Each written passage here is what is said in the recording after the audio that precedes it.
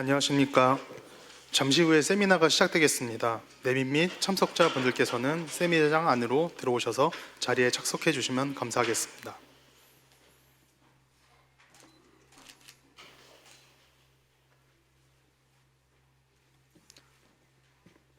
네, 지금부터 초국가 범죄와 가상자산을 주제로 한 정책 세미나를 시작하겠습니다. 국민의례는 생략하도록 하겠습니다. 먼저 오늘 세미나의 주최자와 참석해 주신 내빈분들을 소개하는 순서가 있겠습니다. 오늘 행사를 공동으로 주최해 주신 최기상 국회의원님, 이명구 관세청장님 자리하셨습니다.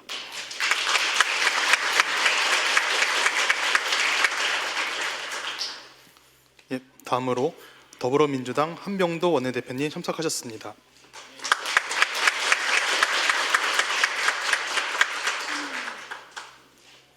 네, 더불어민주당 김영진 의원님 참석하셨습니다.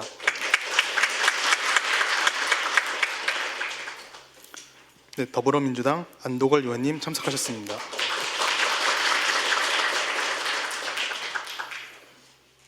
네, 다음으로는 최기상 의원님의 인사 말씀이 있겠습니다.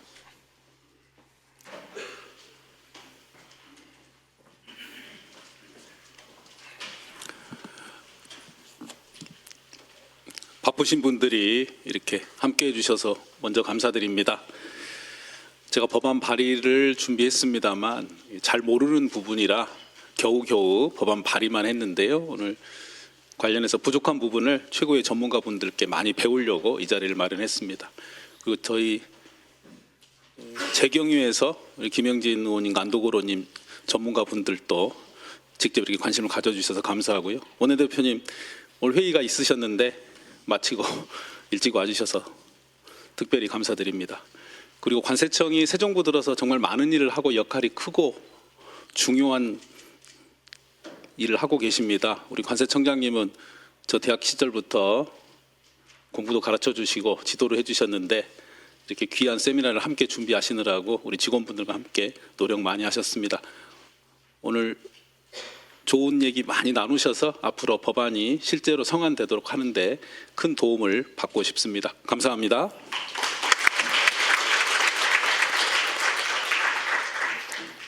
네, 최기상 의원님의 인사 말씀 잘 들었습니다. 다음으로는 이명구 관세청장님의 인사 말씀 있겠습니다.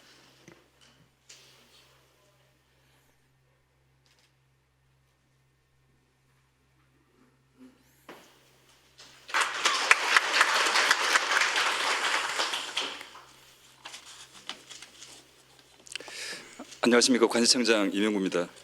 오늘 세미나를 공동 개최해 주신 존경하는 더불어민주당 최기상 의원님께 먼저 깊이 감사드립니다.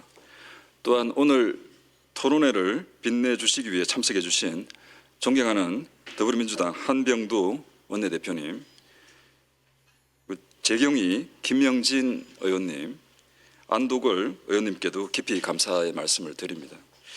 오늘 발제와 토론을 맡아주신 전문가분들과 세미나에 참석해 주신 모든 분들께 깊이 감사의 말씀을 드립니다. 다들 아시다시피 외환제도는 경제라는 건물을 받치는 중요한 기둥 중에 하나입니다. 불법 외환 거래는 그 기둥을 눈에 띄지 않게 갉아먹는 쥐와 같아서 방치할 경우 제도 전체의 신뢰와 안전을 흔들 수 있습니다. 저희 관세청은 1997년 수출입 거래에 대한 외환 검사권 그리고 외환 수사권을 확보한 이후 불법 외환 거래의 단속에 힘써 왔습니다. 관세청은 국경을 넘는 무역 거래와 자금 흐름에 대한 방대한 자료를 결합하여 분석하는 다른 기관이 대체할 수 없는 역할을 그동안 수행해 왔습니다. 특히 최근에는 환율 안정을 제한하는 불법 외환 거래, 초과 범죄 수익의 자금 세탁에 대한 대대적인 외환 검사와 수사를 진행 중에 있습니다. 가상자산은 혁신과 성장의 가능성을 지니고 있습니다. 또 한편으로는 위험 또한 안고 있습니다. 가상자산에 대한 규제가 불분명하여 현행 외환 제도를 회피하는 수단이 되고 익명성과 유동성의 특징으로 인해 가상자산은 초과 범죄에 악용되고 있습니다. 체이널리시스에 따르면 2025년 전 세계 불법 가상자산 거래액이 전년 대비 162 2% 증가하여 1,540억 달러에 달한다고 합니다. 저희 관세청이 지난 5년간 환치기를 13조 원 적발했습니다. 그 14조 원 가운데서 83%가 가상 자산을 이용한 거고, 또 그 가운데서도 90%가 스테이블 코인을 이용한 것을 확인할 수가 있습니다. 가상자산을 이용한 외환 범죄의 수법도 다양합니다. 가상자산의 국가별 시세 차이를 이용한 재정거래, 콜드 월렛을 이용한 가상자산 전송, 가상자산을 무역 대금 결제 수단으로 활용하는 방식까지 다양하게 등장하고 있습니다. 이번 세미나는 가상자산을 악용한 범죄에 대응하기 위해 정책과 입법적 방안을 모색한다는 데 뜻깊은 의미가 있습니다. 즉 관세청은 오늘 세미나에 참석하신 여러분들의 지혜를 걸음 삼고 유관 기관과 협력 체계를 구축하여 가상자산을 이용한 초과 범죄를 뿌리 뽑고 경제의 기둥을 굳건히 지키겠습니다. 다시 한번 감사드립니다. 새해 복 많이 받으십시오. 네, 이명고 관세청장님 인사 말씀 감사합니다. 그리고 바쁘신 와중에도 참석해 주신 한병도 원내대표님의 인사 말씀을 청해 듣겠습니다.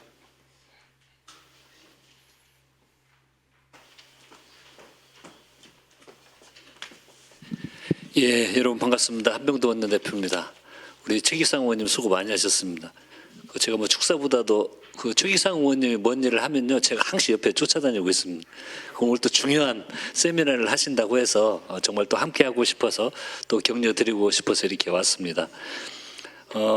우리 초고가 범죄 가상자산 국회 정책 세미나 정말 축하드립니다.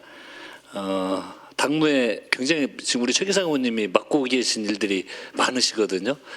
제가 이제 당무 회의를 할 때 항시 뵈는데 뭐 정책위 전에 수석하고 지금 당무도 총괄하고 계시는데 또 이런 좋은 정책 세미나까지 이렇게 또 뜻깊은 세미나를 함께 준비해 주셔서 정말 감사하다는 말씀 드립니다. 아울러서 우리 이명구 관세청장님, 또 안두걸 의원님, 김영질 의원님, 또 양질의 발제와 토론을 준비해 주신 전문가 여러분께도 감사하다는 말씀 드립니다. 금융 환경이 급속도로 변화하고 있습니다. 특히 가상자산은 국가 금융질서 전반에 영향을 미치는 현실적인 정책 과제로 지금 자리를 잡고 있습니다. 가상자산을 이용한 불법 외환거래 적발은 해가 갈수록 증가하는 추세에 있고요. 이는 시장 질서를 훼손할 뿐만이 아니고 국민의 재산 피해로 이어지고 국가의 조세 기반과 금융 신뢰를 잠식할 우려 또한 큽니다. 오늘 세미나에서 논의가 가상자산 범죄 실태를 좀 점검하고 정책 대응 방안을 모색하는 자리가 되기를 기원합니다. 저도 원내대표로서 제도 개선과 정책 대응에 관심과 지원을 아끼지 않겠습니다. 감사합니다. 네, 한병도 원내대표님의 인사 말씀 잘 들었습니다. 다음으로는 김영진 의원님 인사 말씀을 청해 듣겠습니다.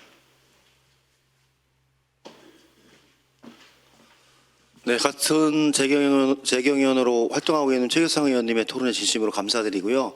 실제로는 가상자산에 관한 과세를 저희들이 지난 3, 4년 전부터 진행해 왔었는데 여러 정치적인 상황 그리고 제도의 준비와 시스템의 미비 여러 가지 이유를 들어서 유예되면서 실제로 가상자산이 치해법권의 지역으로 남아있고 이것이 외환거래에도 더 심각한 영향을 미치는 형태로 드러나고 있습니다. 전체 거래 규모의 양, 질이 계속 커지고 있는 상황 속에서 이 문제를 어떻게 제도권 내로 잘 포섭을 해서 정상적인 거래 수단으로 만들 것인가가 대단히 중요한 사안이라 이번 토론을 통해서 최기상 의원님의 입법 과정이 잘 진행이 돼서 가상자산의 기본적인 과세 기반 시스템을 구축을 하는 것으로부터 외환 거래까지 전체적인 시스템을 정비해 나가는 것이 필요하다. 그래서 혁신과 성장의 한 영역인 가상자산의 영역이 또 다른 형태의 왜곡, 시장의 왜곡과 외환의 왜곡 또 탈루의 왜곡으로 탈세 왜곡으로 되지 않는 형태로 잘 정비됐으면 좋겠습니다. 사실 미래의 과제를 토론을 준비해 주신 최기상 의원님과 우리 관세청장에게 감사드리고 우리 기재위원회에서도 더 열심히 노력해서 같이 진행할 수 있도록 노력하겠습니다. 고맙습니다.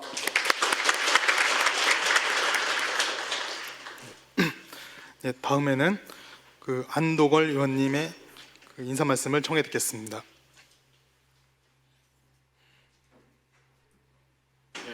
네, 안녕하십니까. 안도걸입니다. 먼저 우리 최기상 존경하는 의원님께서 또 이렇게 굉장히 중요한 세미나를 열어주시고 의원 발의해 주신 것에 대해서 굉장히 경의를 표하고, 또 우리 관세청의 이명구 청장님 굉장히 앞을 내다보고 이렇게 제도 개선에 앞장서고 계셔서 굉장히 감사의 말씀 좀 드리겠습니다. 스테이블 코인을 포함한 이 가상자산은 이제 우리가 피할 수 없는 대세가 지금 되고 있고, 이 가상자산이 가는 어떤 고효율 우리가 어떻게 활용해서 이제 금융의 어떤 혁신을 이루고 또 새로운 성장 기회를 만드느냐, 이게 이제 굉장히 우리의 중요한 정책 과제 중에 하나라고 생각됩니다. 그렇지만은 모든 게 마찬가지로 또 빛이 있으면 그늘이 있고 하는 거 아니겠습니까? 그런데 이 가상 자산이 갖고 있는 위험성이 좀 있는 거죠. 오늘 주제가 되는 예를 들어서 자금 세탁이라든가 뭐 불법 거래, 뭐 탈루 뭐 등등. 또 국경을 넘어서 여러한 이제 자금들이 움직이면서 여러 가지 우리 걱정되는 부분들도 좀 있습니다. 이런 리스크를 이제 우리가 어떻게 잡느냐라는 게 굉장히 중요할 것 같고요. 그런데 저는 이제 이런 리스크도 우리가 충분히 있잖아요. 능히 우리가 해결해낼 수 있다 이렇게 생각됩니다. 이제 블록체인이라는 굉장히 훌륭한 기술이 있고, 이 기술을 우리가 좀 더 보완을 시킨다고 하면은 실시간으로 이런 거래를 우리가 잡아낼 수 있고 또 사전 통제도 가능한 거 아니겠습니까? 그래서 이제 그러한 기술적 보완이 우리가 해야 된다. 그리고 보다 중요한 것은 이제 제도적인 거죠. 과연 이제 우리 어떻게 제도로 이거를 우리가 할 거냐, 막을 거냐라는 건데, 이제 기존의 금융 외환 어떤 시스템에 이걸 잘 녹아 이제 드리도록 좀 해야 될 것입니다. 그래서 외환거래법이라든지 우리 특검법 뭐 등등 여러 이제 관련되는 이제 제도 정비가 필요한데, 아주 지금 시적절한 타이밍에 우리가 이제 그런 제도적 개편을 위한 오늘 그 자리를 마련한 것 같습니다. 오늘 굉장히 유익한 토론이 좀 되고, 여기서 좋은 결론들이 우리 최기상 의원님이 지금 발의해 놓으신 법안 속에 제대로 보완 녹여들어서 빨리 제도화가 되면서 우리가 혁신과 또 안정을 동시에 달성할 수 있는 그러한 가상자산의 아주 밝은 미래를 만들어갔으면 좋겠습니다. 감사합니다.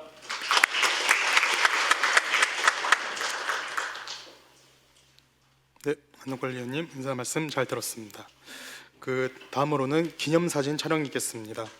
참석해 주신 내빈 및 패널분들께서는 촬영을 위해 자리에서 일어서 주시고 무대 앞으로 나와 주시면 감사하겠습니다.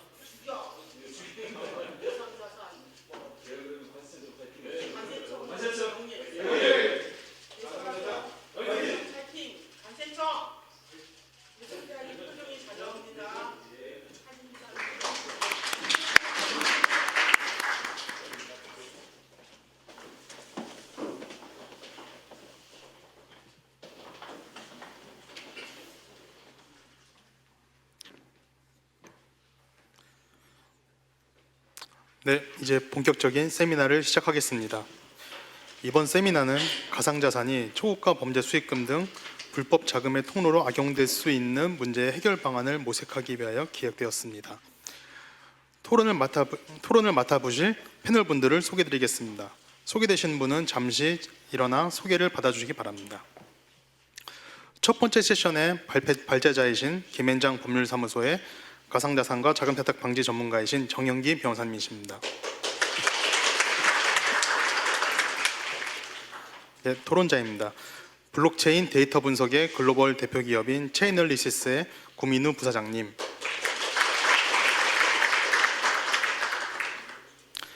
김앤장 법률사무소 전문위원이자 연세대학교 경영전문대학원 개공교수를 역임하고 계신 신상훈 위원님, 그리고 관세청의 조광선 외환조사과장님께서 참석해 주셨습니다. 다음으로 두 번째 세션의 발제자는 자본시장연구원의 선임연구위원으로 활동 중이신 황세훈 박사님. 토론자로는 은행과 핀테크 업체로 구성된 오픈 블록체인 DID 협회의 류창보 협회장님, 법무법인 주원의 파트너 변호사이자 금융위원회 디지털 혁신 분과위원 정재욱 변호사님, 마지막으로 재정경제부에서 손선영 외환분석과장님께서 참석해 주셨습니다. 지금부터 주제 발표를 시작하겠습니다. 오늘 첫 번째 세션을 시작해 주실 정영기 변호사님은 가상자산을 이용한 불법 외환거래 사례 분석과 대응 방향에 대해서 발표해 주시겠습니다. 예, 안녕하세요. 저 김현장 법률사무소의 정영기 변호사입니다. 이번 시간에는 가상자산을 이용한 불법 외환거래에 대해서 좀 살펴보도록 하겠습니다. 자, 이제 불법 외환거래라고 하면 여러 가지 유형이 있을 텐데, 이제 우리가 흔히 생각하는 거 환칙이라는 게 있습니다. 환칙이라는 거를 이제 개념적으로 생각해 보시면 어떤 경로를 통해서 이루어지냐면, 근데 뭐 아들이 만약 유학에 가 있다 할 경우에, 아들이 이제 LA에 유학 가 있다 할 경우에 부모님이 한국의 업자한테 원화를 던져주죠. 원자를 던져주고, 그러면 이제 아들이 이제 멕시코의 어떤 멕시코 사람을 만나서 달러화를 받고, 뭐 그런 시스템으로 이어지는 게 지금 이제 환칙입니다. 어떤 은행이나 어떤 금융기관을 통해서 이루어지지 않은 어떤 불법적인 어떤 자금 송달이 이루어지는 게 환칙인데, 이제 지금까지의 환칙이 전통적인 방식의 경우에 하나의 리스크가 있어요. 환칙의 업자들에게는. 생각을 해보시면, 제가 이제 한국에서 이제 환칙의 업자여서 이제 돈을 받는다, 부모님의 돈을 받는다 할 때, 제가 돈을 받으면 이제 멕시코에 있는 제 파트너가 돈을 꼭 보내줘야 돼요, 그 사람한테. 안 그러면 제가 중간에 망치는 거고, 반대로 멕시코에 있는 애도 이제 자기가 돈을 보내주면 제가 한국에서 받아서 걔한테 전달을 해야 되는 거예요. 이제 서로 한국과 중간에 이제 미국의 업자들끼리 서로 이제 신뢰관계가 있어야 되는데, 이제 이 신뢰관계가 무너지는 경우가 많은데, 가상자산의 경우에는 그 신뢰관계를 조금 어떻게 보면 잘 살릴 수가 있다. 예컨대 이게 한국, 미국까지는 필요가 없고, 굳이 그냥 제가 한국에서 가상자산으로 여기서 받아가지고, 부모님한테 받아가지고, 제가 그냥 가상자산으로 아예 그냥 미국에 있는 유학 아들한테 그냥 보내줘도 되고, 아니면 뭐 미국에서 어떤 마약 자금을 받아서 마약 자금을 가상자산을 미국에서 전환한 다음에 그거를 내 지갑으로 옮겨가지고, 뭐 가상자산 거래소 지갑으로 옮겨가지고 그걸 팔아가지고 그냥 전달하면 되는 거. 아주 되게 어떻게 보면 환칙의 방식이 예전과 달리 조금 더 고급화되고 좀 더 쉬워졌다라는 게 이제 가상자산을 통한 환칙의 이용의 하나의 방식입니다. 방식이고, 두 번째 이제 가상자산을 이용한 어떤 하나의 그런 외환거래, 불법 외환거래가 또 이제 문제가 되는 게, 이제 지금은 그렇지가 않습니다만 예전에는 이제 국내의 시세 차익, 아비트러지 거래가 있었습니다. 그게 뭐냐면, 지금 여기 국내보다 해외에서인데, 정확히 말하면 국내가 해외보다, 국내에서의 이상하게 국내에서의 같은 비트코인이나 같은 이더리움 가격은 높아요. 가상자산 거래소에서. 해외에서는 싸요. 그럼 당연히 어떻게 생각을 하냐? 해외에서 사서 국내에서 팔면 이익인 거죠. 그러니까 그걸 이제 일회성으로 하면 그냥 거기서 끝나겠지만 계속 그걸 돌리는 겁니다. 국내 팔고 거기서 다시 또 판 매각 자금을 다시 외화로 바꿔서 미국에 보내서 미국에서 다시 비트코인 싸게 사고, 그걸 다시 한국 지갑으로 이전해서 거기서 또 비싸게 팔고, 이렇게 계속 무한정 반복을 하면 많은 돈을 벌 수가 있죠. 그래서 실제로 이게 이제 가격 차이가 좀 많이 벌어졌을 때 실제 이런 거래들이 많이 발생했고, 그래서 결국은 이 가상자산을 이용한 이제 불법 외환 거래의 두 가지 유형이 아까 전에 말씀드렸는데, 전통적으로 환치기의 경우에 더 편해졌고 신뢰가 있고 더 수월하게 환치기를 할 수가 있게 된다는 게 하나가 있었고, 두 번째는 이제 이거는 이제 어떻게 보면 시세 차익의 개념이지만, 시세 차익이 없어지면 이런 거래는 없겠지만, 시세 차익이 생길 경우에는 당연히 어떻게 보면 아비트러지 거래를 해서 불법적으로 계속 돈을 돌려서 어떤 이익을 창출할 수가 있다. 이런 두 가지 경우의 거래 유형이 가장 이제 불법 외환 거래로 이제 제시되는 두 가지 유형이 있습니다. 이제 그러면 이제 그 중에서 각각 지금 살펴보는데, 첫 번째 그럼 환치기, 예컨대 제가 말씀드렸듯이 전통적인 방식이 아니라 제가 중국에 가서 돈을 받아서 중국 사람한테, 그 다음에 그 돈을 중국에 있는 뭐 거래소에서 뭐 예컨대 뭐 바이낸스 싱가포르죠. 바이낸스 가가지고 내가 바이낸스 가상자산 사서 그거를 뭐 빗썸한테 다시 보내서 빗썸에서 내가 그걸 팔고 그 돈을 내가 그 중국의 업자가 넣어달라는 사람한테 넣어줬다.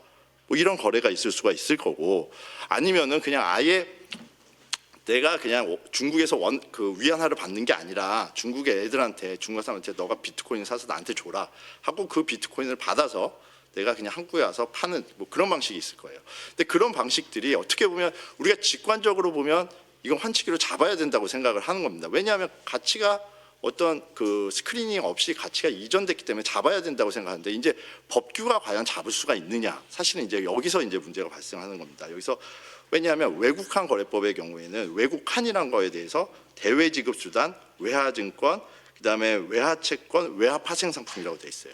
근데 대외지급수단, 외화증권, 외화파생상, 외화채권의 공통적인 특징이 뭐냐? 외화로 표시되어야 됩니다. 근데 비트코인은 외화로 표시되지 않아요. 이더리움도 외화로 표시되지 않아요. 가치가 외화로 측정은 되더라도 비트코인이 딱 표시가 되지 않습니다. 반면 이제 말씀드린 이제 어떤 스테이블 코인은 그 자체만으로 어떤 외화의 그 표시 금액이 표시가 되니까 어떻게 보면 외화로 표시된다고 볼 수가 있겠지만, 그런 스테이블 코인이 아닌 일반 코인의 경우에는 어떻게 보면 그 외화로 표시되지가 않아서 또 외국환의 범주에 속하지 않는다. 그렇게 되면 어떻게 되는 겁니다. 외국환 거래법은 대부분의 규제가 어떻게 되냐면 외국환과 관련된 거래에 대해서 신고를 의무하고 신고 안 하면 벌칙을 부과하는데 이게 다 빠지는 겁니다. 가상자산. 근데 이제 또 여기서 이제 딜레마가, 그러면은 대외지급 수단에 가상자산 넣으면 되지 않습니까? 라고 생각할 수가 있어요. 그게 어떻게 보면 가장 또 그냥 직관적인 해결 방법인데, 그렇게 될 경우에 무엇이 발생하냐? 어떻게 보면 이제 국가가 대외지급 수단이라는 외화와 비슷하게 결제 수단으로서 어떻게 보면 비트코인이나 암호화폐를 인정해주는 약간 어떤 그런 시그널을 불러들게 되고, 그건 또 어떻게 보면 시장이 잘못된 신호를 보여줄 수가 있는 거예요. 그래서 결국은 이 부분이 이제 고민인데, 다만 이게 정말로 천만다행인 거는 그 이 외국환이란 개념은 되게 비교적 좀 내로하게 규정이 되어 있지만, 그 외국환 업무라는 거에 대해서는 되게 넓게 펴져 있습니다. 외국환 업무가 이제 외국환의 매매도 있지만, 여기서 보듯이 대한민국과 외국 간의 지급, 추심 및 수령이라고 되어 있어요. 이거 보면 뭘 지급, 추심, 수령, 목적어가 없습니다. 목적어가 없는데 오히려 이게 더 좋은 게, 만약 목적어가 외국환의 지급, 추심, 수령이라고 면 여기서 비트코인이나 다 빠졌을 겁니다. 근데 이 목적어가 없으니까 어떻게 보면 사실상 가치를 지급, 추심, 수령하는 모든 것들은 다 여기에 걸릴 수가 있는 거 아니냐라게 되는 것이고, 결국 이제 대법원 판결이나 이런 걸 보면 문제의식을 분명히 느끼고 이 부분에 대해서 처벌을 해야 되는데 고민이 느껴지지만 과연 무엇으로 걸까 하는데, 결국 이 부분 대한민국과 외국 간의 지급, 추심, 수령에 걸어서 결국은 이 부분에 대해서 처벌을 하게 됩니다. 그래서 좀 이제 예를 좀 들어보시면요, 첫 번째 사례는 이겁니다.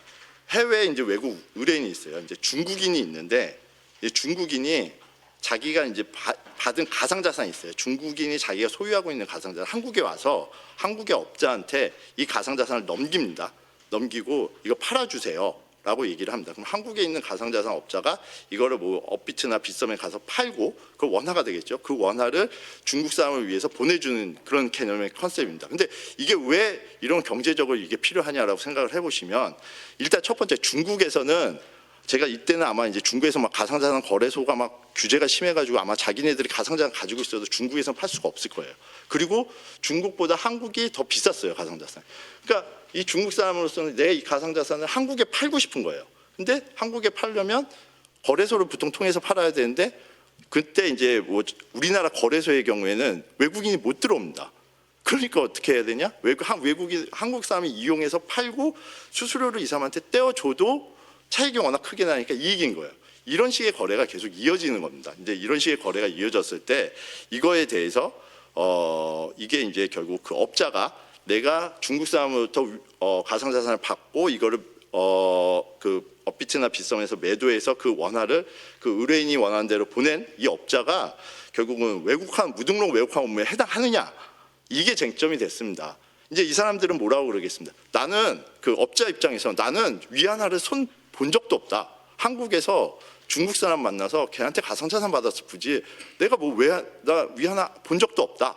이렇게 변론을 했겠죠, 당연히. 그리고 내가 뭐 이게 무슨 어떤 환치기냐? 환치기는 뭐 적어도 위안하고 왔다 갔다 해야 되는 거 아니냐라고 변론을 했지만 이제 그래서 사실 이게 그 고등법원까지는 사실 무죄가 났어요. 근데 다행히 이제 대법원에서 뭐 다행인지 모르겠 대법원에서 결국 아니 실질을 봤을 때 이게 결국은 외국에서 그 중국 사람이 그 가상자산 뭘로 샀겠냐? 위안화로 샀을 거 아니냐? 결국은 위안화가 결국은 그 가상자산으로 변해서 그 가상자산이 이전돼서 그게 원화로 변한 거니까 이게 결국은 실질적으로는 환치기와 동일한 거 아니냐라고 해가지고 이게 똑같다라는 불법적인 얘기를 불법성이 있다라고 판시를 먼저 한 거고 그럼 두 번째 법규상 뭘로 걸어야 되느냐? 바로 여기 있습니다. 대한민국과 외국 간의 지급 추심 수령 및 그 업무에 딸린 업무다. 따라서 이것도 지급 추심 수령에 대한 것이기 때문에 처벌을 받는다. 라고 해서 대법원에서 이 부분에 대해서 무등록 외국화 업무로 판결한 게 있습니다. 예. 그 다음은 사실은 시간적으로는 2019년보다 먼저 나온 2018 고단 173인데 이거는 아까 전의 방식보다 조금 더 원시적이라고 보시면 돼요. 아까 전의 방식은 어떻게 되냐? 한국에 있는 업자가 중국한테 위안화를 안 보였죠. 그냥 가상자산을 받은 건데 이거는 한국에 있는 업자가 중국의 몸소 찾아가서 위안화를 받았습니다. 위안화를 받고 내가 거기서 비트코인을 사서 그 비트코인을 내 한국 지갑으로 보내서 거기서 판 거예요.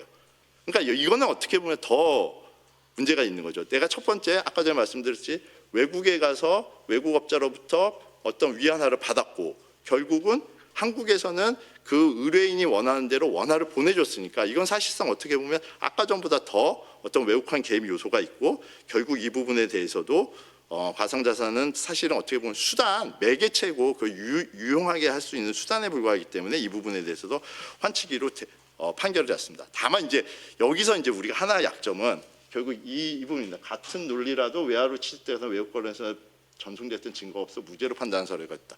그러니까 여기서 이제 볼 거는 외국환 거래법 보면 아까 전에 대한민국과 외국 간의 지급이잖아요. 외국적인 요소가 있어야 돼요. 외국인이 있거나 아니면은 이 자금이 출처가 외국에서 받았거나 하는 게 있어야 되는데 내가 보니까 어떤 가상자산을 보니까 이거를 외화로 취득했는지 아니면 원화로 취득했는지 그걸 잘 모르겠다라고 해서 무죄가 났습니다. 그래서 사실은 이걸 좀 더 생각을 해보면 어떨까? 뭐 제가 범죄를 선전하는 건 아니지만 그 업자들이 만약에 중간에 내가 가가지고 무식하게 중국 업자로부터 비트코인 받고 내가 그걸 내 지갑에서 팔지 말고 중간에 한국 업자들 한 3-4명 끼면 그러면 사실은 되게 추적이 어려워지겠죠. 맨 처음 원화로 이제 내가 비트코인 원화로 매수했을 때 너 그 비트코인 어디서 났어? 하면 나 한국 사람한테 받았다. 이거 외국환 거래법 아니다라고 얘기하겠죠. 그러면서 중간에 그래서 외국환 그 한국 사람들을 끼게 되면 물론 이게 전모가 드러나면 이제 그것도 결국은 다 공모로 보겠지만 사실 사람이 많으면 많을수록 이 부분은 밝혀내기 좀 어려울 것이다. 그래서 이 부분에 대한 조금 좀 한계가 있지 않나라는 그런 생각이 좀 듭니다. 그다음에 환치기 사례 3번을 좀 보겠습니다. 이제 3번은 결국 이제 궁극적으로 본 것인데 이건 어떤 거냐면 보이스 피싱 업체들 있잖아요. 나쁜 이 보이스 피싱 업체들이 현금이 많습니다. 이 현금이 많는데 이 보이스 피싱 업체들을 위해서 이 현금을 테더로 바꿔주는 업자가 있어요. 보이스 피싱 업체들이 현금 보내주면 내가 그걸 보이스 피싱에 테더해 줘요. 근데 이 업자는 자기가 테더가 없을 거 아니에요. 그래서 해외에 있는 중국에 있는 조폭한테서 테더를 좀 빌리든지 테더를 사옵니다. 그래서 그 테더를 이제 한국에 있는 보이스 피싱 업체들을 위해서 바꿔주는 그런 역할을 하는 것인데 사실 이거는 그러니까 어떻게 보면 외국 은행으로부터 지급 지시를 받아 외국인 자금으로부터 이제 국내 수취인에게 원화를 지급하는 어떻게 보면 이것도 역시 타발 송금 업무 아니냐 그렇게 지금 판시합니다. 어떤 개념이냐면 해외에 있는 조폭이 있겠죠. 조폭이 테더를 국내 업자한테 보내주면서 너 이 테더 보내줄 테니까 이 테더 상당한 원화는 뭐 한국에 있는 누구한테 보내줘라고 얘기를 하겠죠. 그거는 실제로 보면 중국에 있는 조폭이 중국에 있는 은행을 통해서 한국에 있는 뭐 은행으로부터 돈을 쏘는 한국에 있는 고객한테 쏘는 사실 그 외국으로 인바운드 송금이나 뭐가 다르냐 실질이 똑같다라고 해가지고 이 부분에 대해서 대법원 판단은 무등록 외국화 업무에 해당한다고 봤고 다만 실제로 이제 여기서 이제 범죄자들 이 업자들 말고 범죄자들까지 엮으려고 했지만 이 범죄자들 실제로 이제 피싱을 하거나 뒤에 있는 조폭들의 경우에는 사실은 이 사람들은 직접적인 어떤 환 업무를 한 그 어떤 무등록 외국환 업무를 한 것 자체는 아니기 때문에 환치기 한 건 아니고 환치기 어떻게 보면 소비자 같은 역할을 하기 때문에 이 사람들은 무죄를 때렸습니다. 예. 그렇게 해서 그 다음에 이제 여기서 다만 이제 2025 도 4431 판결에서 중요한 게 뭐냐면 앞에서 보시면 외국환 거래법만 계속 다루고 있었습니다. 근데 여기서 뭐냐면 외국환 거래법 말고 특근법, 아까 전에 무등록 외국환도 문제가 됐지만 특근법도 다루고 있습니다. 특근법은 무엇이냐 하면 가상자산 거래를 영업으로 하는 자는 등록을 해야 돼요. 등록을 해야 되는데 등록을 안 하고 가상자산 영업을 하면은 이것도 역시 처벌을 받습니다.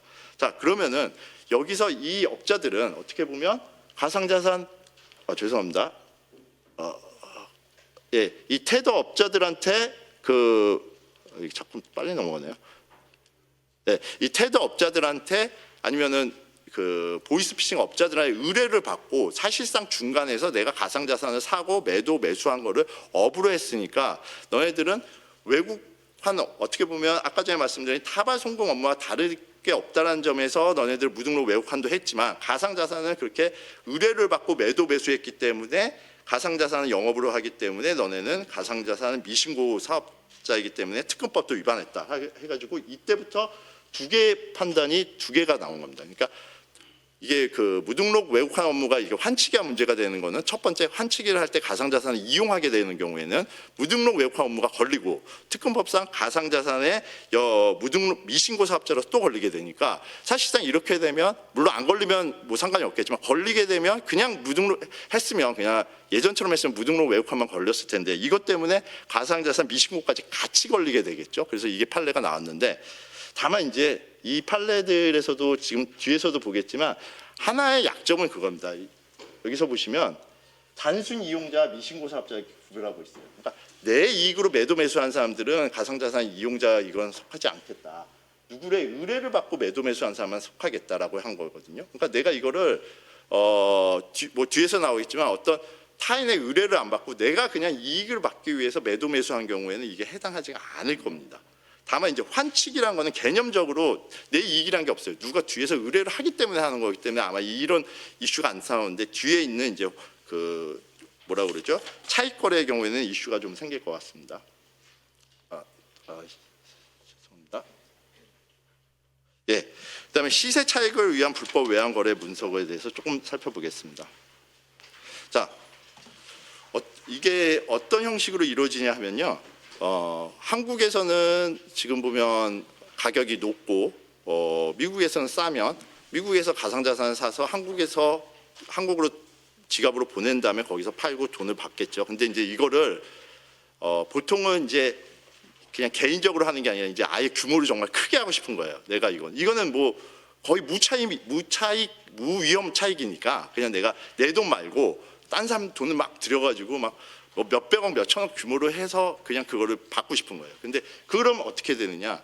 사실은 그러려면 첫 번째로는 해외에서 싼 값에 가상자산을 사야죠. 그러면 해외에서 싼 값에 가상자산을 사려면 어떻게 해야 됩니까? 해외로 돈을 보내야 됩니다. 외화로 돈을 보내야 돼요. 근데 개인이 가서 1억 불 보내겠습니다. 안 받아줘요. 그래서 어떻게 하느냐? 내가 회사를 세웁니다. 해외에서도 회사를 세워서 무역대금입니다. 무역대금이니까 1억 불 보내주세요. 라고 얘기를 합니다. 은행한테. 이게 뭘 무역하나요? 금이나 은을 무역해서 이게 지금 엄청 지금 잘 되고 있어서 가야 됩니다. 해가지고 금이나 은을 보낸다고 가장을 하고 1억 불을 해외에 있는 회사에 보냅니다. 그럼 그 해외에 있는 회사가 1억 불을 받겠죠. 그걸로 가상자산 사겠죠. 그 산 가상자산을 나한테 보냅니다. 내가 한국에서 팔겠죠. 이제 그 해외에서는 1억 불이지만 이제 한국에서는 뭐 1억 2천만 불 되겠죠. 그럼 팔고 내 이익 남겠죠. 그럼 다시 그걸 또 외화로 또 바꿔가지고 또 돌립니다. 계속 돌리는 게 이게 이제 그 불법 환치기인데 이제 이 부분에 대해서 법원에서는 뭐라고 봤냐면 첫 번째 외국환 은행을 통해서 이제 해외 계좌로 입금되게 한 거는 해외국환 은행의 외환 송금과 실제적으로 동일한 기능을 수행한 것이다라고 얘기하는데 이게 어떤 컨셉에서 이루어지냐면 이 사람이 여기 첫 번째 보시면 국내 자금을 모집했잖아요.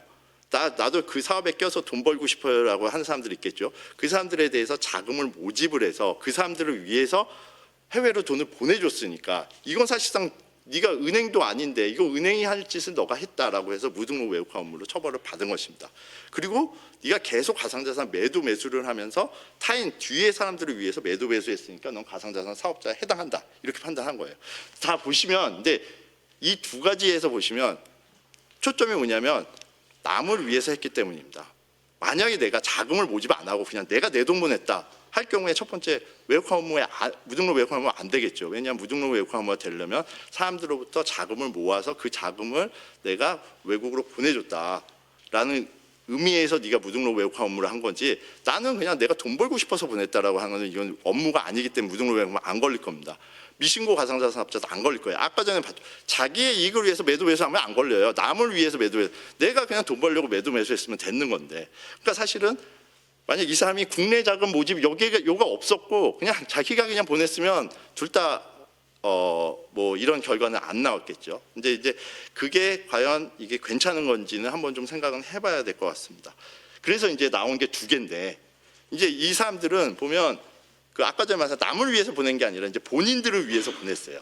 그래서 이거 관련해서 미신고 이거에 대해서는 어떻게 볼 것이냐 막 좀 연구를 많이 하다가 두 번째 거는 뭐냐면 내가 돈을 벌기 위해서 해외에 있는 페이퍼 컴퍼니로 돈을 보내고 그 해외 페이퍼 컴퍼니가 그 돈을 이용해서 가상자산 사는데 그게 해외 페이퍼 컴퍼니의 예를 들어서 뱅크 오브 아메리카 계좌겠죠. 그럼 해외 컴퍼니의 계좌지만 사실상 그 해외 컴퍼니는 SPC이기 때문에 부인되고 그거는 사실상 한국에 있는 너 계좌다. 그럼 너의 해외 예금이기 때문에 네가 해외 예금 신고했어야 되는데 신고를 안 했기 때문에 넌 처벌을 받는다라는 겁니다.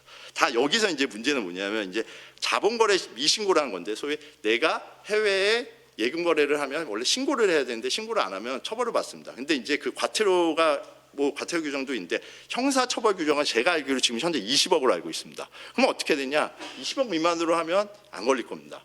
왼쪽을 좀 더 보시면 이 사람은 그때 당시는 10억이었어요. 10억이었는데 이 사람은 어떻게 하냐면 10억을 한 번에 보내지 않고 쪼갠 겁니다. 쪼개서 막 여러 번 보냈어요.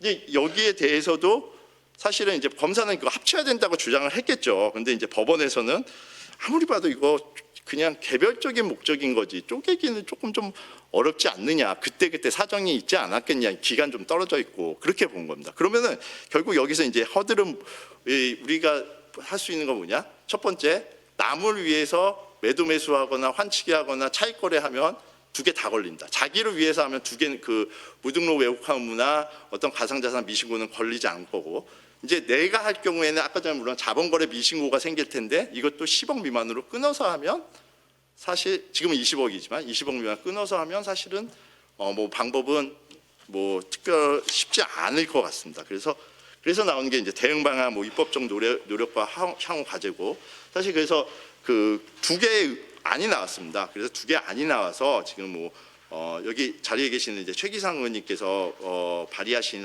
안을 보면 이제 그 아예 그냥 가상자산 및 가상자산 사업자에 대한 정의를 신설을 해서 국경 간의 가상자산 거래, 국경 간으로 가상자산 이용해서 가치를 이전하는 거래에 대해서는 외국화 업무로 등록을 해야 된다고 아예 명확하게 명시를 했기 때문에 아무래도 만약 이 법이 없었다면 사실은 이제 그거에 대해서 이거를 외국화 업무로 볼 수 있냐, 지급 및 수령을 볼 수 있냐 여러 가지 문제가 발생할 텐데 이걸 아예 명시를 했다면 사실은 더 이상 이제 그 어떤 입법적으로 이 부분에 대해서 뭐 다툼이나 아니면 뭐 법적인 적용에 있어서 다툼이 별로 없을 것 같고 그다음에 이제 이 부분 관련해서 그 가상자산 고객 거래에 대해서도 허가 신고 여부에 대한 확인 의무까지 좀 부여를 했고 그다음 최은석 의원님 말 역시 가상자산 이체업 명의 시에는 등록을 해야 된다라고 이렇게 그 발의를 한 겁니다. 근데 이제 제가 여기서 이 법안 두 개가 다 우수한데 이제 시간이 뭐 그렇게 많지 않으니까 제가 잠깐 일본 사례를 조금만 언급을 해주고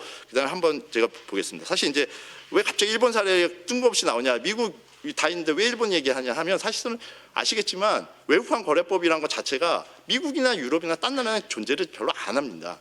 이게 외국환 거래법은 언제 있었냐? 예전에 그 1920년대에 무슨 20년대 말에 무슨 뭐 쇼와 공황이라고 해가지고 무슨 미국이 일본에서 뭐 금융산업 막 망가지고 그렇게 망가진 날이 있었어요. 그때 일본 그 재무성 대장성이 그때 이제 영을 마련하고 그다음 31년에 외국환 관리법을 이렇게 시행하게 된 겁니다. 그때 그 법이 이제 태도가 돼서 이제 미국의 외국환 그 거래법이 되고 했기 때문에 어떻게 보면 외국한 규제에 있어서는 지금 사실 글로벌 벤치마크가 여러 개 없고 주로 이제 일본에 있는데, 일본의 경우는 어떻게 되느냐?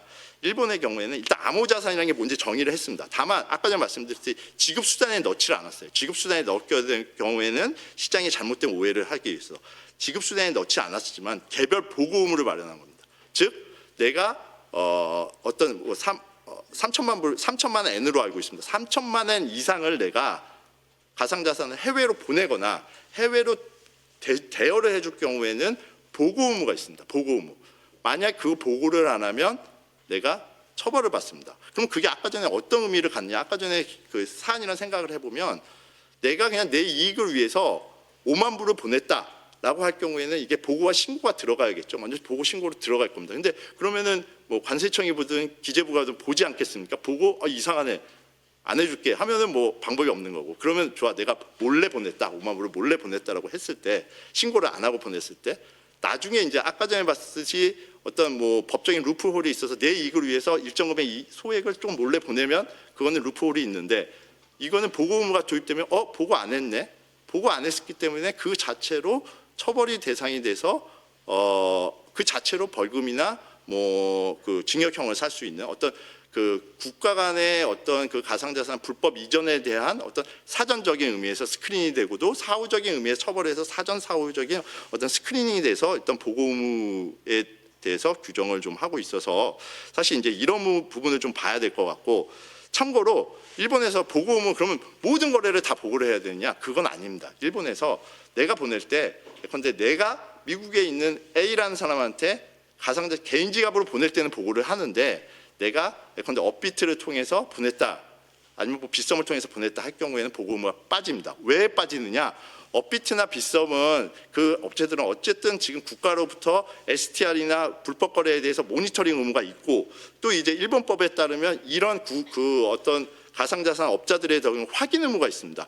해당 해외 이전 거래가 이게 법에 맞는 건지 그 부분에 대한 확인 의무가 있어서 어떻게 보면 가상자산 거래소를 거쳐서 가면 거기서 1차적인 스크린이 되니까 불법적인 걸 막을 수가 있으니까 그 부분에 대해서는 빠지는 그런 예외적인 그런 규정을 주고 있습니다. 다만 이제 여기서 일본법에서 이 암호자산 교환업자, 우리로 치면 가상자산 거래소가 지급 수령이 이게 허가니 신고 대상인지 확인할 때 우리나라 외국한 거래법상 신고 확인 의무는 엄청 범위가 넓을 거예요. 모든 보고 의무, 모든 법률을 지키는지 그렇게 보고 있을 텐데, 일본의 경우도 그런데 일본의 경우 이 부분은 좀 작게 됩니다. 왜냐하면 암호자산 교합자는 고객의 지급 수령이 이게 어떤 불법적인 생션 관련 거래인가, 뭐 이런 부분들을 좀 주로 보도록 그렇게 그 확인 의무의 범위 자체를 조금 약간 제한적으로 인정을 하고 있습니다. 왜냐하면 이게 확인 의무가 이게 아시겠지만 원화 그 기본적인 원화 달러화나 달리 이제 가상자산의 경우에는 사실은 이게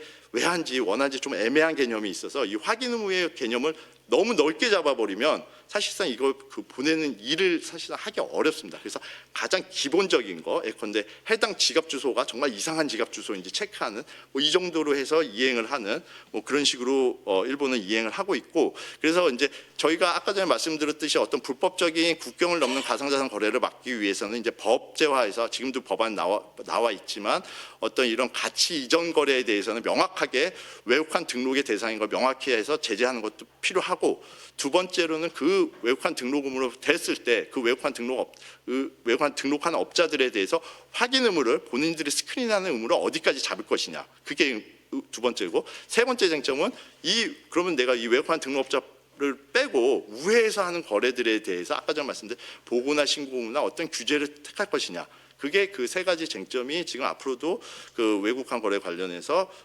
규제를 하면서 좀 한번 보면 좋지 않을까 그렇게 싶습니다. 예, 뭐 이상으로 뭐 저희 발표를 마치겠습니다. 예, 감사합니다.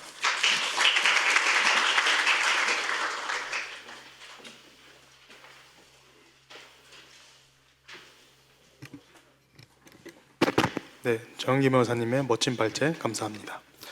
이제부터 토론이 있겠습니다. 먼저 구민우 부사장님께서 발언해 주시겠습니다. 예, 안녕하십니까. 저는 그 블록체인 데이터 분석 기업인 채널시스에서 근무하고 있는 구민우 부사장이라고 합니다. 저희는 사실 이제 국내외 수사기관 규제 당국과 협력해서 가상자산을 악용한 범죄와 자금 흐름을 분석하고 이를 수사와 정책에 어떻게 활용할 수 있는지에 대해서 업무를 수행하고 있습니다. 오늘 이 자리에서는 이제 그러한 실무 경험을 바탕으로 가상자산을 이용한 불법 외환 거래를 어떻게 바라보고 대응할 수 있는지를 블록체인 기술 관점에서 좀 말씀드리고자 합니다. 앞서 그 정영기 변호사님께서 말씀하신 내용 중에 이제 진화하는 금융 범죄에 대응해서는 가상자산 거래 모니터링을 보다 구체화해야 된다. 그런 문제의식을 말씀을 하셨는데 공감합니다. 그래서 이런 문제의식은 사실 외환거래 심사에서 개별 거래만 보는 데서 나아가 그 거래가 어떤 자금 흐름과 연결되어 있는지를 함께 봐야 한다는 점에서 오늘 논의의 핵심을 잘 짚고 있다고 저는 생각을 합니다. 아시다시피 금융범죄의 방식은 뭐 계속 진화하고 있습니다. 과거에는 그 은행 계좌와 현금 흐름만으로도 금융범죄의 상당 부분을 파악하실 수 있었는데 이제는 그 가상자산이라는 새로운 수단이 외환거래와 결합되면서 거래 외형만으로는 금융범죄에 대한 실질적인 판단을 하기가 좀 어려운 상황이 되고 있습니다. 흔히 그 새술은 새 푸대에 담아야 된다 이런 말이 있지 않습니까? 사실 이제 기술적으로 진화한 금융범죄에 적극 대응하기 위해서는 정책이나 제도, 규율도 필요하죠, 당연히. 하지만 이를 보조하는 블록체인, 가상자산의 경우는 블록체인의 기술 역시 그에 맞게 진화할 필요 있다고 생각합니다. 이와 관련해서 외환거래 심사 과정에 대한 말씀을 좀 드리고 싶은데요. 사실 개별 거래가 외환거래법상의 형식적 요건을 충족하는지에 대한 여부에 더해서 해당 거래가 어떤 가상자산의 거래 자금 흐름에 놓여 있는지를 가상자산 원장이 존재하는 온체인 데이터를 통해서 보조적으로 확인하는 접근이 필요하다고 생각합니다. 이는 심사를 강화하거나 새로운 규제를 도입하자는 것은 아니고요. 기존의 외환 심사를 보다 합리적이고 설명 가능하게 만들기 위한 보완적 접근 방식이다 이렇게 생각을 합니다. 조금 쉽게 비유를 해보겠습니다. 블록체인의 원장이 담겨 있는 온체인 데이터를 모니터링한다. 이 의미는 한 나라에 어떤 고속도로가 있다고 봤을 때 교통 상황을 살피는 것과 비슷하다고 봅니다. 대부분의 차량은 정상적으로 이동하죠. 하지만 전체를 한눈에 보면 특정 구간에서 반복적으로 정체가 일어나거나 사고가 발생하거나 같은 차량들이 같은 경로로 움직이거나 계속 오가는 반복적인 모습을 보이는 이상한 형태를 보이기도 하죠. 외환거래 심사 역시 개별 거래 하나하나만 보는 것이 아니라 전체 자금 흐름을 먼저 조망하고 그 안에서 이상 징후를 식별하는 접근이 저는 필요하다고 생각합니다. 이렇게 되면 외환 심사를 담당하시는 분들은 마치 광학 망원경으로 넓은 하늘을 관측하듯이 비트코인이나 이더리움, 스테이블 코인 지갑들이 서로 어떻게 연결되고 움직이는지에 대한 걸 전체 조망 차원에서 살펴보실 수 있게 되고요. 그 과정에서 이상한 흐름이 포착이 되면 해당 거래를 개별적으로 면밀히 들여보면서 그 판단을 법원이든 관계기관이든 나아가서 국민에게도 이해하기 쉽게 설명할 수 있어야 된다라고 저는 생각을 합니다. 그러기 위해서는 이제 온체인 데이터에 대한 분석, 가상자산의 거래 내역이 담겨져 있는 본체인 온체인 데이터에 대한 분석과 이를 보조적으로 활용한 설명 가능한 외환 심사, 이게 반드시 필요하다고 저는 생각을 합니다. 이러한 관점에서 그동안 관세청과 저희 채널리시스가 많은 협력을 통해서 함께 풀어본 몇 가지 불법적인 외환거래 사례를 좀 설명을 좀 드리겠습니다. 첫 번째 사례는 홍콩에서 테더, 즉 스테이블 코인을 사고 파는 장외 OTC 거래소가 있습니다. 이 OTC 거래를 악용해서 외화를 반출한 사건인데요. 겉으로 보면은 사실 한두 명의 거래 정도로만 보입니다. 그런데 온체인 데이터를 통해서 전체를 조망하고 바라보니까 이게 한두 명의 거래가 아니고 조직적인 거래였고, 이 조직적인 거래를 통해서 많은 수의 외환을 반출하고 코인으로 바꾼 후에 한국으로 들여오는 형태, 이런 게 적발된 사례가 있었죠. 두 번째 사례는 고가의 명품을 해외로 이제 몰래 반출해서 홍콩에서 판매한 뒤에 그 돈을 현금으로 받고 다시 환전상을 통해서 가상자산으로 바꾼 후에 국내에 돌아오는 구조가 있었습니다. 이 사례가 주는 시사점은 기존 금융 정보만으로는 사실 이제 거래가 끊어졌다라고 볼 수 있는 해외 현금화 이후의 자금 흐름도 온체인 데이터와 함께 잘 살펴보게 되면 전체적인 자금의 흐름에 거래가 다시 연결되는 그런 점이 발생된다는 걸 알 수가 있게 됩니다. 실제로 가상자산으로 전환된 이후의 전체 거래를 살펴보면 이렇게 됩니다. 현금에서 환전상, 환전상에서 가상자산, 그리고 이 가상자산이 국내 지갑으로 유입되는 이런 경로가 명확하게 온체인 데이터를 통해서 보실 수가 있습니다. 그 과정에서 일부 자금이 다른 범죄와도 사실은 연결된 정황이 있어서 추가적인 조사를 하고 있는데요. 그런 부분이 있고요. 근데 세 번째 사례는 가상자산 거래 기록이 실제로 무엇을 사고 파느냐, 그걸 밝히는 단서가 될 수도 있는 점에서 사례를 좀 설명을 드리겠습니다. 가상자산 채굴기라고 있습니다. 가상자산 채굴기를 밀수입해서 밀수를 하면서 관세를 피한 사건이었는데 중간에서 거래를 연결한 사람이 누구인지 처음에는 좀 알기가 어려웠죠. 근데 이 사례가 주는 시사점은 저희가 온체인 데이터가 단순한 지갑 이동 기록을 넘어서 실제 구매 행위와 외환 거래를 연결해 주는 가교 역할을 한다라는 점입니다. 가상자산으로 실제 채굴기를 밀수입하면서 거래한 시점과 기록을 정확하게 특정을 할 수가 있거든요. 온체인 거래를 보면. 그래서 거래소 협조를 통해서 실제 돈을 보낸 사람이 누구고 무엇을 샀고 그 거래 내역을 연결을 시켜서 특정한 범죄자에 대한 그 조사를 진행을 할 수 있었던 그런 사례였습니다. 이 세 가지 사례를 관통하는 공통점이 하나가 있어요. 가상자산 거래가 기록된 온체인 데이터를 전체 흐름 차원에서 모니터링하고 분석하면 개별 거래만으로는 절대 볼 수 없는 구조가 다 보입니다. 그리고 이 위험 신호를 보다 명확히 인식할 수 있다는 점에서도 의미가 있습니다. 이는 새로운 규제를 만들기 위한 접근이 아닙니다. 앞서 말씀드린 것처럼 기존에 하고 계시는 외환심사거래 관리와 관세 행정, 그럼 자금 세탁 조사 이런 부분에 있어서의 판단의 근거의 보조 역할로 활용하시면 된다는 말씀이에요. 다시 외환거래 심사로 돌아가면 오늘날의 불법 외환거래는 대부분 단발성으로 끝나지 않습니다. 아까 정현계 변호사님 말씀하신 것처럼 지속적으로 반복이 되죠. 그 경로가 안전하다고 판단하는 겁니다. 따라서 이런 외환심사 과정에서도 개별 거래의 형식적인 요건을 충족하는 거에서 나아가서 해당 거래가 어떤 전체적인 자금 흐름 속에서 놓여 있고 이를 보조적으로 어떻게 설명할 수 있는지에 대한 데이터 분석이 필요한 시점이라고 저는 생각합니다.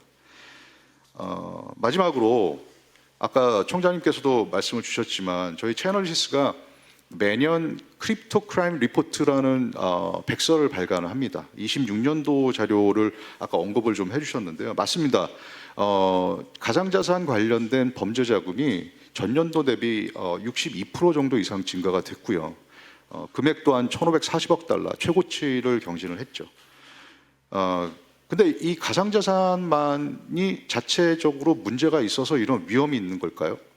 사실은 전체의 가상자산 흐름 거래량에 비하면 1%밖에 안 됩니다.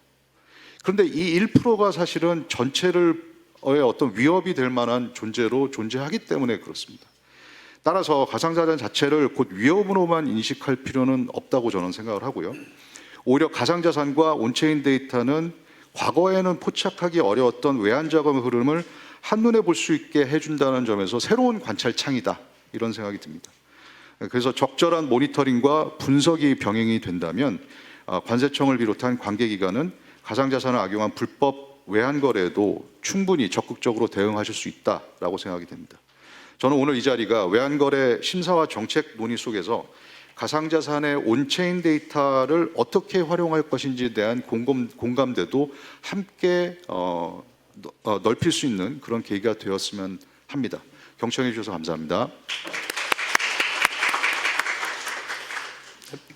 멋진 토론 감사합니다. 다음으로는 신상훈 위원님의 의견 부탁드리겠습니다. 네, 안녕하세요. 저는 김현장에서 가상자산과 자금세탁 관련된 규제 자문을 하고 있고 연세대학교에서도 자금세탁과 가상자산 관련된 강의를 하고 있습니다. 이렇게 귀한 자리에 초대해 주셔서 대단히 감사드립니다. 저는 그 가상자산과 관련된 논의 중에 최근 그 뜨거운 주제인 스테이블 코인과 관련된 내용을 좀 간단하게 말씀을 드리겠습니다. 그 현재 스테이블 코인과 관련된 법안이 이제 특정 쟁점 때문에 이제 그 발의에 난항을 겪고 있는 것으로 알고 있습니다. 결국 어찌 되었건 간에 가상자산 혹은 가상자산 기본 법안의 일부로서가 되든 혹은 스테이블 코인의 그 단독 법안으로서가 되든 스테이블 코인과 관련된 규제는 조만간 그 도입이 될 겁니다. 그리고 입법화가 될 겁니다. 그런데 현재 논의 중인 스테이블 코인과 관련된 법안은 그 어떤 자금 세탁이라든지 외국 환거래와 관련된 규제와 관련된 내용들은 하나도 포함을 하고 있지 않습니다. 그 뭐 어떤 모니터링이라든지 뭐 AML 의무라든지 이런 것들을 포함하고 있지 않다는 것이죠. 현재 스테이블 코인 관련 법률은 그 어떤 발행자 규제 그리고 그 진입 규제죠. 그리고 준비 자산의 안전한 보호, 그 상환 이런 그 스테이블 코인의 그 발행과 관련된 어떤 규제 시작점을 만들어주는 것에 불과한 법률입니다. 그래서 이제 시장에서 인식하기로는 마치 스테이블 코인 법안이 발의가 돼서 이제 도입이 되면은 어떤 스테이블 코인 산업이 활성화될 것처럼 이렇게 하시는 분들이 있는데 전혀 그렇지가 않습니다. 스테이블 코인 법안이 발의가 된다고 하더라도 이제 그와 관련된 내용들, 유통과 관련된 내용들이라든지 어떤 정금법적 관점에서의 문제, 그리고 자금 세탁 관점에서의 그 우려 사항들, 그리고 외국 환거래법 관점에서 우려 사항들은 개별 법령의 개정이나 제정을 통해서 정리가 돼야 되는 문제들입니다. 결국 스테이블 코인 관련법에 따라서 그 발행을 허용할 수 있다고 하더라도 그 유통이나 그런 활성화는 이제 앞으로의 과제로 남겨져 있다. 이렇게 이해를 하시면 될 것 같습니다. 그 스테이블 코인과 이제 앞서 이제 그 발표자께서 그 구체적 예시를 통해서 스테이블 코인과 관련된 자금 세탁과 관련된 스킴에 대해서 말씀을 해주셨습니다. 그거를 좀 포괄적으로 정리를 해보면은 스테이블 코인이 가지고 있는 특성에서 그 이제 자금 세탁 방지 관점에서 혹은 자금 세탁 위험 관점에서 스테이블 코인을 한번 생각을 해보면은 스테이블 코인 같은 경우에는 비보관형 지갑을 통해서 고객 확인 없이 그 P2P 방식으로 개인 대 개인의 지갑으로 이렇게 전송이 가능하기 때문에 그 금융회사 등을 통한 그 고객 확인 의무라든지 트래블 룰이 전혀 작동할 수가 없습니다. 그래서 그런 영역이 넓게 형성될 수가 있기 때문에 익명성이라든지 또는 가명성의 특징은 스테이블 코인 이용자의 신원을 알 수 없게 해서 그 불법 활동을 용이하게 할 수가 있습니다. 그래서 감독 당국으로 하여금 관세청도 마찬가지겠죠. 자금의 출처나 그런 목적을 그 트래킹하는데 굉장히 어려움을 겪게 만들 수가 있습니다. 그리고 스테이블 코인은 그 전통적인 은행 중개자 없이도 글로벌 거래가 원활하게 가능하기 때문에 국경과 시간대 제약이 없이 아주 저비용으로 그 이용자들이 그 활용을 하고 있습니다. 그래서 전통 금융기관보다 훨씬 빠른 속도로 또 국가 간 자금 세탁의 과정을 실행, 종결할 수 있는 특징을 가지고 있습니다. 특히 법정화폐를 스테이블 코인으로 교환을 해서 비공식 송금 채널과 연계를 시킬 경우에는 자금 유출이나 이런 통제를 회피하는 수단으로 널리 이용이 될 수가 있습니다. 그래서 이 부분에 대한 고민도 지금 스테이블 코인과 관련된 법안 논의와 관련해서 좀 적극적으로 고민이 좀 필요한 시점이다 이렇게 생각을 하고 있습니다. 그리고 스테이블 코인은 그 탈중앙화 금융 플랫폼에서 이제 디파이죠. 거기서 유통되는 경우가 많은데 이처럼 중앙 집중식 통제가 없는 환경은 그 자금 세탁에 굉장히 취약할 수가 있습니다. 그리고 스테이블 코인은 다른 암호화폐나 법정화폐로 신속하게 전환이 될 수 있기 때문에 자금 세탁 과정에서 어떤 레이어링 활동에 매력적인 요소로 작용을 할 수가 있고 거래가 여러 자산군, 법정화폐, 특정 코인 혹은 스테이블 코인에서 빠르게 넘나들 수 있는 그런 특징 등을 가지고 있습니다. 이러한 위험성 때문에 국제기구에서 뭐 BIS라든지 뭐 그 FATF라든지 여러 국제기구에서 자금 세탁의 위험성을 경고를 하고 있습니다. 그래서 저는 그 스테이블 코인과 관련된 논의가 지금 한참 진행이 되고 있지만 현 시점에서는 자금 세탁이라든지 이런 부대 법률에 대해서도 국회 차원에서 지금부터 미리 고민을 해주시고 그 준비를 해주셔야 법안과 관련된 내용들을 전문가들을 통해서 고민을 해주셔야 향후에 스테이블 코인 법안이 나오더라도 그것이 활성화될 수 있는 기반이 좀 될 수 있다고 생각을 하고 있습니다. 그래서 그 옆에서 이제 체인얼리시스에서도 나와주셨지만 기술적으로 이 스테이블 코인을 어떻게 트래킹을 할 수 있을지 또는 법 규제 관점에서 어떻게 규제할 수 있을지 좀 고민을 해야 되는 시점이다라는 점을 좀 촉구드리는 말씀을 드리면서 이상 토론을 마치겠습니다. 감사합니다.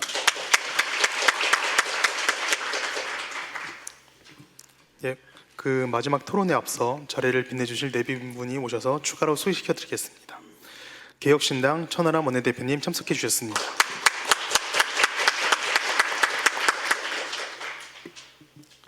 네, 그럼 토론을 이어가겠습니다. 마지막으로 조광성 과장님 발언하시겠습니다. 네, 안녕하십니까. 관세청 외환조사과장입니다.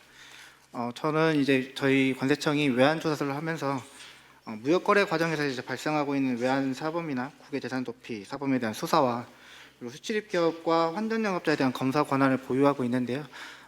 이런 수사와 검사 실무를 하면서 좀 발생했던 유형이나 그리고 앞으로의 저희의 도전 과제 이런 걸 좀 말씀드리고자 합니다. 앞에 많은 분들이 말씀해 주셨지만은 기본적으로 저희가 5년 동안 받아들였던 약간 불법 외환 거래가 총 이제 14조 9천억 정도 되는데요. 그 중에 약간 90%가 넘는 한 92% 정도인 13조 7천억 정도가 이제 가상자산과 관련된 범죄였습니다. 근데 이제 유형을 조금 더 세분화한다고 하면은 처음에 이제 변호사님 정혁기 변호사님께서 발제를 해주셨지만은 무역 대금이나 외환 유학 자금이나 이런 거를 좀 더 용이하게 보내기 위해서 가상자산을 활용하는 것이 하나가 있을 거고, 두 번째로는 이제 가상자산 시세 차익 이런 게 있을 거고, 세 번째로 저희가 요새 주목하고 있는 거는 이 타이틀에도 나와 있지만 초고가 범죄와 이제 가상자산입니다. 뭐 보이스피싱이라든지 뭐 도박이라든지 뭐 성매매 이런 게 발생하는 그런 자금들이 어떻게 결국에는 국제적인 조직을 통해서 해외로 나갈 수 있느냐라고 하면은 이런 가상자산의 도움이 이런 편리함, 익명성 이런 것 때문에 더욱더 쉽게 나갔다라고 할 수 있겠습니다. 근데 이제 저희가 이렇게 사건을 하다 보면은 결국에는 아직까지는 뭐 모니터링이나 이런 게 없기 때문에 저희가 발견하게 되는 사례를 두 가지를 좀 말씀드릴 건데, 하나의 같은 경우에는 저희가 이제 그 신고를 받아가지고 이제 이 사람의 수입 신고 내역을 이제 살펴보다가 이 사람을 좀 더 파보다 보니 밀수입을 뭐 시계라든지 이렇게 고가의 밀수입을 하거나 수출을 하면서 돈을 어떻게 받았냐라고 했을 때 이제 가상자산이 이용됐다라고 했고, 그거를 좀 더 파괴되다 보니까 보이스피싱과 연관된 범죄였다라고 이제 밝혀진 바가 있습니다. 그리고 두 번째로는 저희가 이제 정보를 또 어디서 받게 되냐면 이제 FIU에서 받게 되는데요. 지금 현재 우리나라에 등록된 이제 가상자산 사업자들이 FIU에 STR, CTR 보고를 하게 됩니다. 그래서 이거를 받아서 다시 이제 FIU는 관계기관인 저희 뭐 경찰, 검찰 이쪽에 보내게 되는데요. 그거를 저희가 받아가지고 다시 분석을 해서 수입신고 내역과 뭐 수출신고 내역 이런 거를 다 연결을 해가지고 다시 영장 수사를 하게 됩니다. 그래서 이렇게 결국엔 저희가 받게 되는 구조는 수출입과 관련된 내역을 조사를 해보거나 밀수입 밀수처 관련되거나 아니면 FIU에서 주소를 받거나 이렇게 두 가지가 되는데요. 결국에는 앞서 두 분이 말씀해 주셨지만은 가상자산에 대한 이제 모니터링 체계 이런 부분이 좀 부족한 것 같습니다. 이번에 이제 법이 외국환거래법을 통해서 저희가 개정을 계속 이제 원하고 있는 이유가, 외국환거래법에 들어가게 되면 이제 보고 의무가 되고 그다음에 모니터링을 할 수 있게 되는 그런 자료들을 받게 됩니다. 그래서 저희는 선도적으로 이런 그런 자료들을 받기 위해서 가상자산 전문 프로그램도 미리 도입을 해서 좀 준비를 하고 있고요. 이 도입 프로그램과 그다음에 저희한테 이제 만약 이제 모니터링 할 수 있게 보고 내역이 보고가 된다면은 두 개를 맞춰보는 작업을 해서 어떻게 하면 좀 더 불법적인 그런 흐름이라든지 추적을 할 수 있는 그런 내용들을 좀 준비하려고 하고 있습니다. 그리고 또 하나로 그래서 올해부터 이제 서울세관에 전문 인력을 좀 더 배치해서 미리 좀 준비를 하려고 하고 있고요. 이런 걸 바탕으로 해서 조금 더 조직적으로 좀 더 키울 것을 지금 생각하고 있습니다. 그리고 두 번째로 하나 더 이제 이런 법이 개정이 되게 된다면은 가상자산 사업자가 이제 외국환거래법에 들어오게 되는데요. 현재 지금 특검법에서 이제 가상자산 사업자를 정의를 하고 있긴 합니다. 근데 다만 이제 특검법에서 정의하고 있는 가상자산 사업자는 은행과 거의 비슷한 수준의 모든 보고 의무라든지 시스템적으로 요구를 하고 있습니다. 뭐 윤리 경영이라든지 이런 거 다 보고하고 있습니다. 근데 다만 현실에서 일어나고 있는 가상자산 환전이라고 한다고 하면은 기본적으로 소규모 그리고 다회로 이루어지는 거래일 가능성이 높습니다.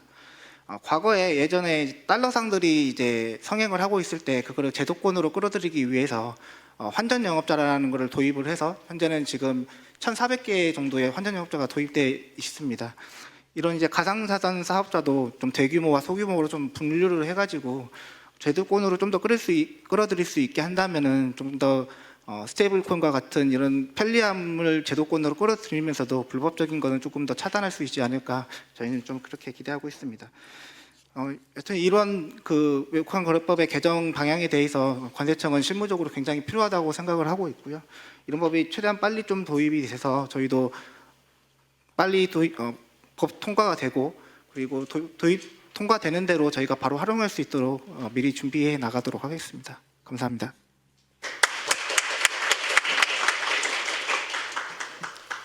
예, 토론자분들의 다양한 의견이 제시되었습니다.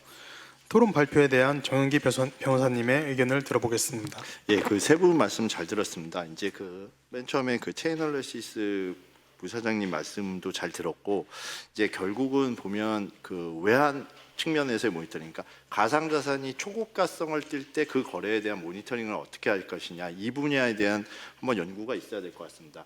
우리 그 말씀해주신 STR이나 CTR 다 맞습니다. 다 의심거래나 불법거래를 모니터링한 건데, 그거는 이제 그 국가 간 크로스보더에 초점을 맞추기보다는 국내적인 어떤 뭐 탈세나 어떤 범죄도 모두 포함해서 보고 있기 때문에 아무래도 이제 전문성을, 그런 크로스보더의 전문성을 가지고 있는 이제 관세청이나 이제 기재부에서 조금 더 좋은 그 외환 모니터링 시스템을, 특히 이제 그 가상자산 거래 보는 그런 모니터링 시스템 갖추는 게 좀 좋을 것 같고, 그다음에 그 신상무 위원님 말씀하신 스테이블 코인의 문제는 사실 아까 전에 말씀드렸지만 지금 제가 일반적으로 가상자산은 외화 채권이나 대외지급 수단에 속하지 않는다고 했습니다. 왜냐하면 외화로 표시되지 않기 때문에. 다만 스테이블 코인은 예외입니다. 스테이블 코인의 경우에는 분명히 1달러라는 어떤 그 가치로 외화를 표상하고 있기 때문에 외화로 표시가 되고 있고, 심지어는 제가 알기로는 스테이블 코인은 상환을 받을 수 있는, 그 금액을 상환을 받을 수 있기 때문에 이거는 어떻게 보면 적어도 외환 아니면 외화 채권에는 해당한다고 볼 소지가 있기 때문에, 그래서 스테이블 코인이 들어오게 될 경우에 기존의 외국환거래법상 대외지급 수단이나 아니면 외화 채권에 대한 규정이랑 그 스테이블 코인이 아마 맞게 될 텐데, 일치하게 될 텐데, 그게 혹시라도 스테이블 코인에게 뭐 과도한 규제가 되는 건 없는지, 비현실적인 건 없는 건지, 또 반대로 스테이블 코인이 빠져나갈 건 없는지 한 번 더 전체적인 검토를 해보시는 게 어떨까, 저는 그런 생각이 좀 들고요. 마지막 이제 세 번째로 말씀하신 그런 어떤 단계에서 지금 어떻게 보면 FIU나 여기저기서 이제 받고 있다고 하셨는데, 뭐 필요하게 될 경우에 아까 전에 제가 말씀드린 어떤 일본적인 뭐 그게 실제로 이행되기는 좀 상당히 난관이 있겠지만 일정 금액 이상, 아주 큰 금액, 뭐 3억이 아니라 뭐 50억이나 60억 이상 큰 금액, 아주 큰 금액, 이례적인 큰 금액에 대한 가상자산 이전에 대해서는 한번 이렇게 보고를 받고 서로 한번 스크리닝을 하는 게 또 한번 생각해 볼 수 있는 문제가 아닌가 싶습니다. 예, 잘 들었습니다. 네, 그 이상으로 1세션을 종료하고 다음 세션으로 넘어가겠습니다. 네, 그 황세훈 박사님께서 가상자산 지급결제 시장에 대한 규제 방향을 발표해 주시겠습니다. 네, 안녕하세요. 두 번째 세션 발제를 맡은 자본시장연구원의 황세훈입니다.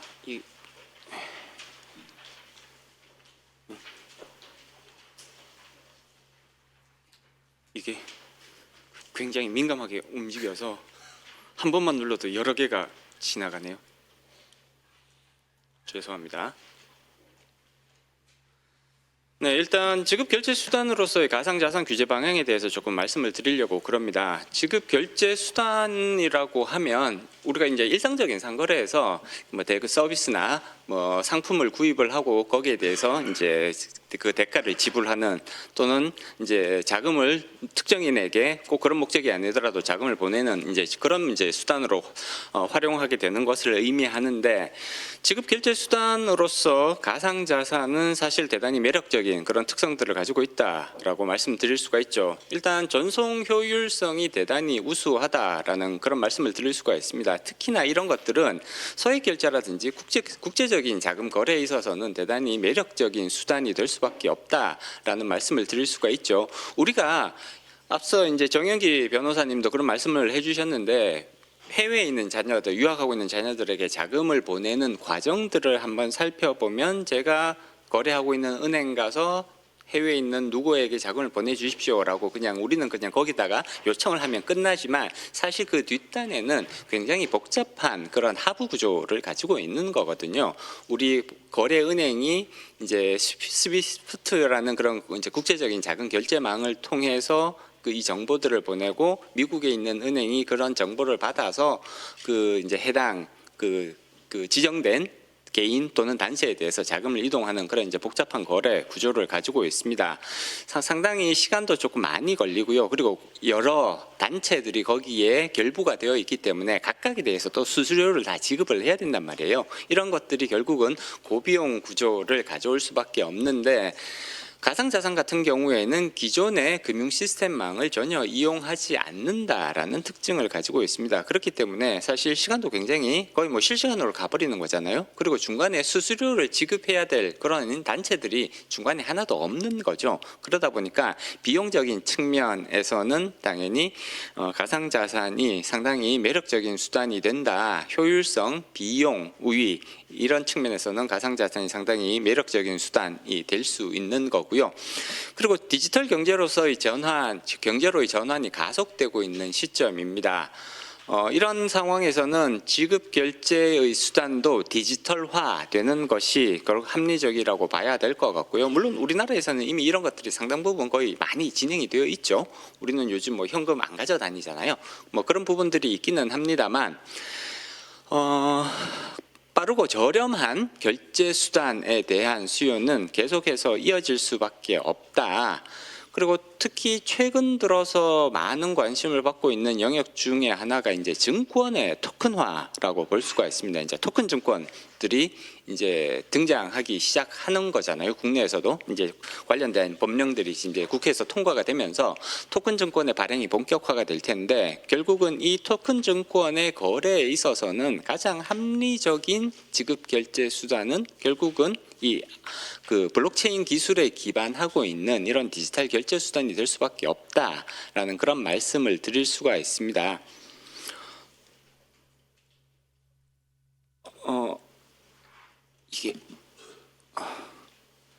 이러다 보니까 이제 글로벌 국가들도 이 디지털 결제 수단 또는 가상자산을 이용한 이런 결제 수단에 대한 관심을 더욱 많이 가질 수밖에 없는 것이고요.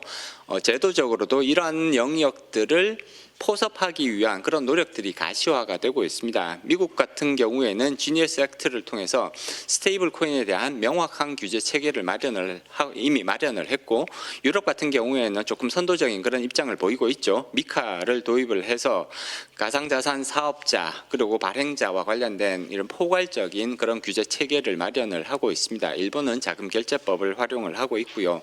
그래서 글로벌 규제 체계도 점차 이제 뚜렷해지고 정형화되고 있다. 마찬가지로 상대적으로 보면 아직 그 가상자산과 관련된 그 자금 세탁 방지라든지 CFT 그다음에 이제 외국환 거래와 관련된 이런 분야에 있어서는 상대적으로 조금 규정화 제도화가 조금 아직까지는 그 미흡한 측면들이 있기는 합니다만 이런 부분들도 점차 보완이 이루어지고 있다. 이것이 글로벌 추세임은 분명하다라는 말씀은 드릴 수 있을 것 같습니다. 다만 지급결제 수단으로서의 한계도 뚜렷한데 지급결제 수단으로서 이제 조금 주저되는 부분들이 무엇이냐? 가격 변동성이라고 볼 수가 있는 거죠. 가장 대표적인 것이 비트코인이나 이더리움이라고 볼 수가 있습니다.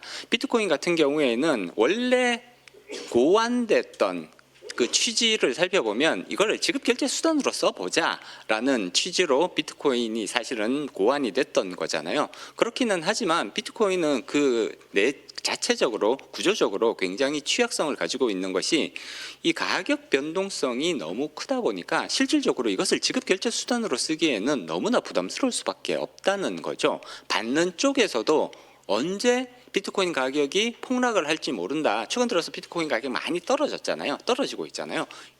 지급하는 쪽에서는 반대로 내가 지급을 했는데 갑자기 비트코인 가격이 상승해 버리면 이거 내가 손해 보는 거 아니냐 이런 걱정이 들 수밖에 없기 때문에 지급 결제 수단으로서는 뚜렷한 한계를 가질 수밖에 없습니다.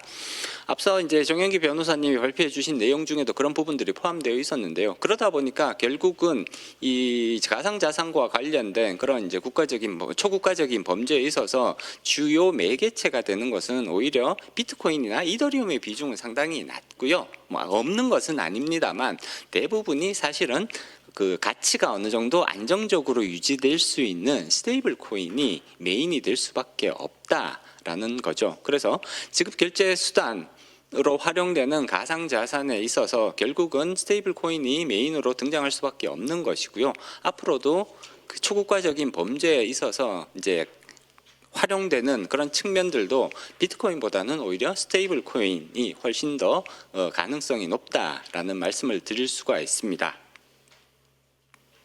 지급 결제 수단의 요건에 대해서는 그냥 간단하게만 말씀을 드릴 거고요. 앞서 말씀드렸듯이 지급 결제 수단이 되기 위해서는 기본적으로 가격 안정성이 유지가 되어야 됩니다.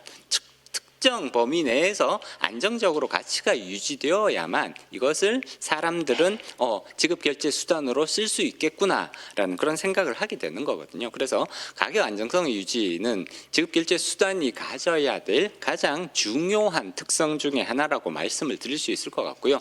뭐 그렇기는 한데 이제 이런 가격 안정성 유지 장치들은 오늘 세미나에 있어서는 메인 포커스는 아닙니다. 그래서 그냥 간단하게 참고만 해주시면 좋을 것 같고요. 가격 안정성을 위한 그런 장치들이 스테이블 코인, 특히 이제 결제 수단으로 쓰기 위한 스테이블 코인에서는 굉장히 중요한 의미를 가진다라고 볼 수가 있는 거고요. 그 다음에 정보 투명성과 이용자 보호, 결국은 관련된 정보들이 얼마나 시장에 투명하게 제공이 되고 이용자들이 그러한 정보에 얼마나 쉽게 접근할 수 있느냐 이런 부분들도 사실 지급 결제 수단에 있어서는 지급 결제 수단이 갖추어야 할 중요한 덕목이라고 할 수 있는 거거든요. 따라서 뭐 그런 부분들에 관련된 말씀을 조금 드릴 수 있을 것 같습니다. 사실 이번 세미나에서 그래도 가장 포커스를 맞춰야 될 부분이 향후 가상자산 지급 결제 시장에 대한 규제 방향성을 어떤 식으로 가져갈 것인가에 대한 부분이 될 텐데요. 말씀드렸듯이 일단 제도권 편입을 통해서 가격 안정성을 확보를 하고 그 다음에 시장의 투명성, 여러 가지 정보 제공 경로들을 확실하게 갖춰 나가는 것이 사실 가장 중요한 규제의 방향성이라고 볼 수가 있습니다. 스테이블 코인을 포함한 가상자산이 지급 결제 수단으로 활용되기 위해서는 결국은 안정적인 가치 유지 와 더불어서 투명한 정보 공개가 필수적이라고 볼 수가 있습니다. 이용자 보호를 위한 것, 그 다음에 시장 발전을 위한 이런 측면들을 종합적으로 고려하더라도 결국은 이러한 안정적인 가치 유지와 투명한 정보 공개가 필수적이라고 볼 수가 있고요. 그리고 또 한 가지 중요한 부분이 자금 세탁 방지를 위한 적정한 수준의 보고 의무를 부과하는 것은 매우 중요한 의미를 가지고 있습니다. 지금 스테이블 코인 관련 법안 국내에서 이제 여러 가지 스테이블 코인 관련 법안이 나와 있습니다. 그리고 디지털 자산 기본법 2차 입법의 형태로도 이제 그런 부분들이 지금 이제 반영이 될 걸로 보고는 있는데 스테이블 코인 관련법에서는 기본적으로는 자금 세탁 방지 또는 외국환 거래와 관련된 그런 내용들은 아예 거의 포함되어 있지 않습니다. 기본적으로 스테이블 코인 발행과 스테이블 코인 관련 법안들은 누가 발행을 하고 어떤 식으로 가치 안정을 유지를 하고 사고가 생겼을 때 어떤 방식으로 대응을 해야 되는지 여기에 포커스를 맞추고 있거든요.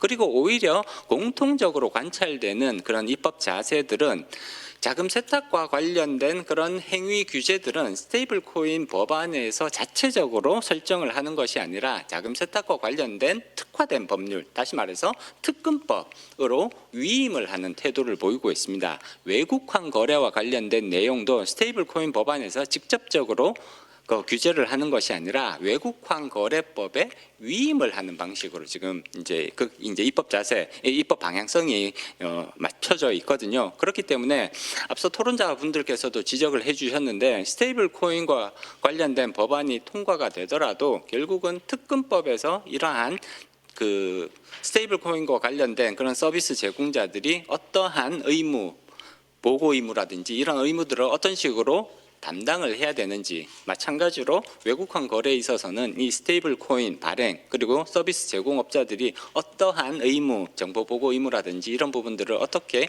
규정을 할 것이냐, 또는 외국환 거래법에서 스테이블 코인을 어떠한 자산으로 인정을 할 것이냐, 지급 결제 수단 또는 외국환 으로 어떤 방식으로 인정을 할 것이냐, 이런 부분들을 확실하게 정의를 해주는 것은 반드시 필요하다.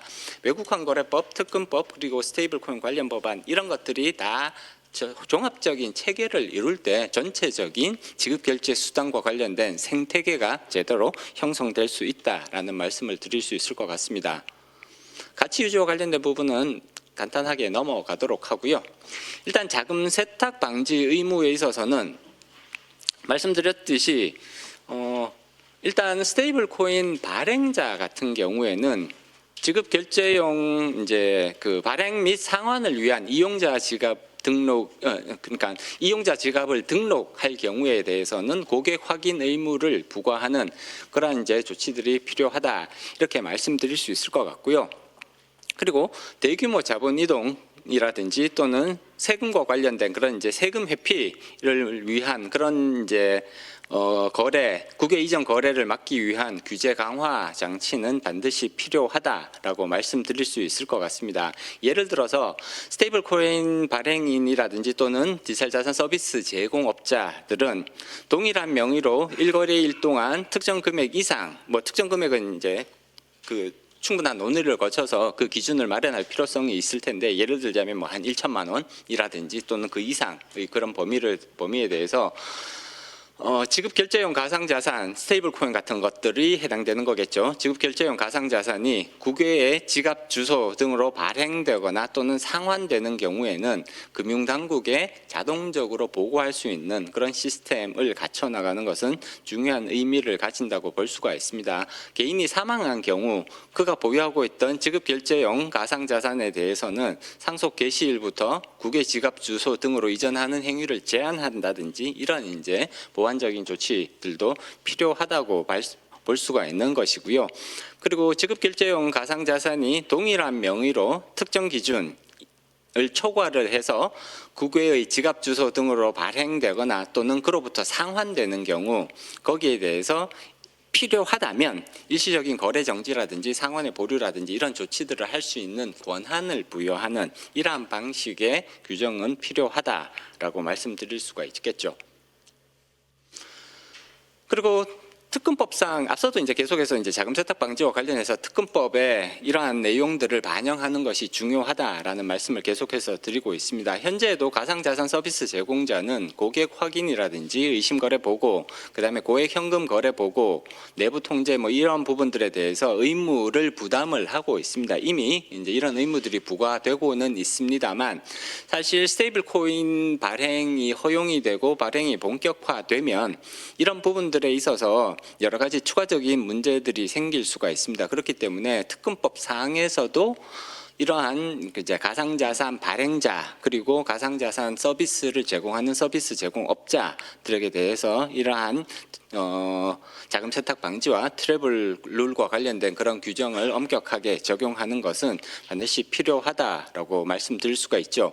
예를 들어서 스테이블 코인을 송금할 때 발신자와 수신자의 정보를 전송하는 이제 트래블 룰을 철저히 준수하도록 의무화를 시키고, 그리고 이런 부분들까지 가능할지는, 그러니까 제도적으로 반영하는 것이 가능할지는 모르겠습니다만, 익명지갑과의 거래는 이제 엄격히 금지하는 방안도 한번 고려해 볼 수 있는 것이 아니냐, 그렇게 말씀드릴 수가 있을 것 같습니다. 이게 사실 우리가 지금 이제 예를 들어서 은행 가서 계좌를 개설한다든가 증권사 가서 계좌를 개설하는 그 과정들을 한번 살펴보시면, 옛날에는 실명 확인 작업이라는 게 아예 없었던 시절도 있었습니다. 그러다가 이제 그럴 때는 사실 자금 세탁과 관련된 뭐 이런 부분이라든지 불법적인 자금 거래를 추적하거나 막을 수 있는 그런 수단들이 사실상 별로 없었을 텐데 그런 것들에 대한 인식들이 커지면서 결국은 우리가 이제 실명계좌 발급 제도라는 것들을 만들었고 이것이 이제 우리의 스탠다드가 돼 버린 거잖아요. 사실 가상자산 지급 결제 수단에 있어서도 사실 동일한 그런 이제 접근 방법을 충분히 우리가 고민해 볼 수 있지 않을까 그런 말씀을 드릴 수 있을 것 같고요. 따라서 익명지갑 현재로서는 사실 익명지갑을 만드는 것에 대한 규제는 전혀 없는 것이고요. 익명지갑에서 다른 익명지갑으로 가상자산 결제 수단을 전송을 하는 것 또는 가상자산을 전송을 하는 것 자체에 대한 규제가 전혀 없다고 말씀드릴 수가 있습니다. 하지만 이런 부분들에 대해서도 향후 우리가 당연히 KYC가 이루어진 그런 지갑들 간의 거래에 있어서는 자율성을 계속해서 인정하는 거는 당연하다고 볼 수가 있을 텐데 익명 지갑에 대해서는 우리가 어떤 방식으로 규제를 할 것인가에 대해서도 조금 더 고민할 필요성이 있지 않을까 말씀드릴 수 있을 것 같고요. 고객 확인 의무를 뭐 조금 더 포괄적으로 확대하는 거 이런 것도 중요한 방향성이 될 수 있다고 말씀드릴 수 있을 것 같습니다. 그리고 이제 다음번이 이제 외환거래법상의 규제 방향이 될 텐데요. 가상자산의 법적 지위를 명시를 하고 지급수단으로서 포섭하는 그런 이제 노력들이 필요하다라고 말씀드릴 수 있을 것 같습니다. 앞서 이제 정현기 변호사님이 이런 부분들에 있어서 우리가 조금 생각해 봐야 될 필요성이 있다. 그리고 조금 이렇게 주저하게 되는 영역도 있다라는 말씀을 하셨습니다. 근데 이제 결국은 가상자산 중에서도 스테이블 코인이 지급 결제 수단에 있어서는 가장 핵심적인 부분이 될 거란 말이에요. 그렇기 때문에 스테이블 코인이 외국환 거래법상 외환이나 또는 지급 수단으로 현재에는 명시되어 있지 않지만 이를 외환이나 지급 수단으로 이제 명시하는 방법들은 충분히 고민해 볼 수 있지 않을까. 스테이블 코인을 대외 지급 수단 또는 별도의 가상자산 지급 수단으로 규정을 해서 외국환 관리망 내에서 모니터링이 이루어질 수 있도록 그 법적 근거를 만들어 주는 것은 오히려 필요한 방향성이 되지 않을까 뭐 개인적으로는 그렇게 생각을 하고요. 지급 결제용 가상자산의 이제 외환자산 여부정의 모든 가상자산을 다 이제 외국환 거래법 죄송합니다. 외국환 거래법상에서 이제 그 지급수단으로 인정할 수는 없을 거라고 생각을 합니다. 그렇지만 가장 우선적으로 스테이블 코인 같은 경우에는 그 범위 안에 충분히 포함시킬 가능성들이 있지 않을까.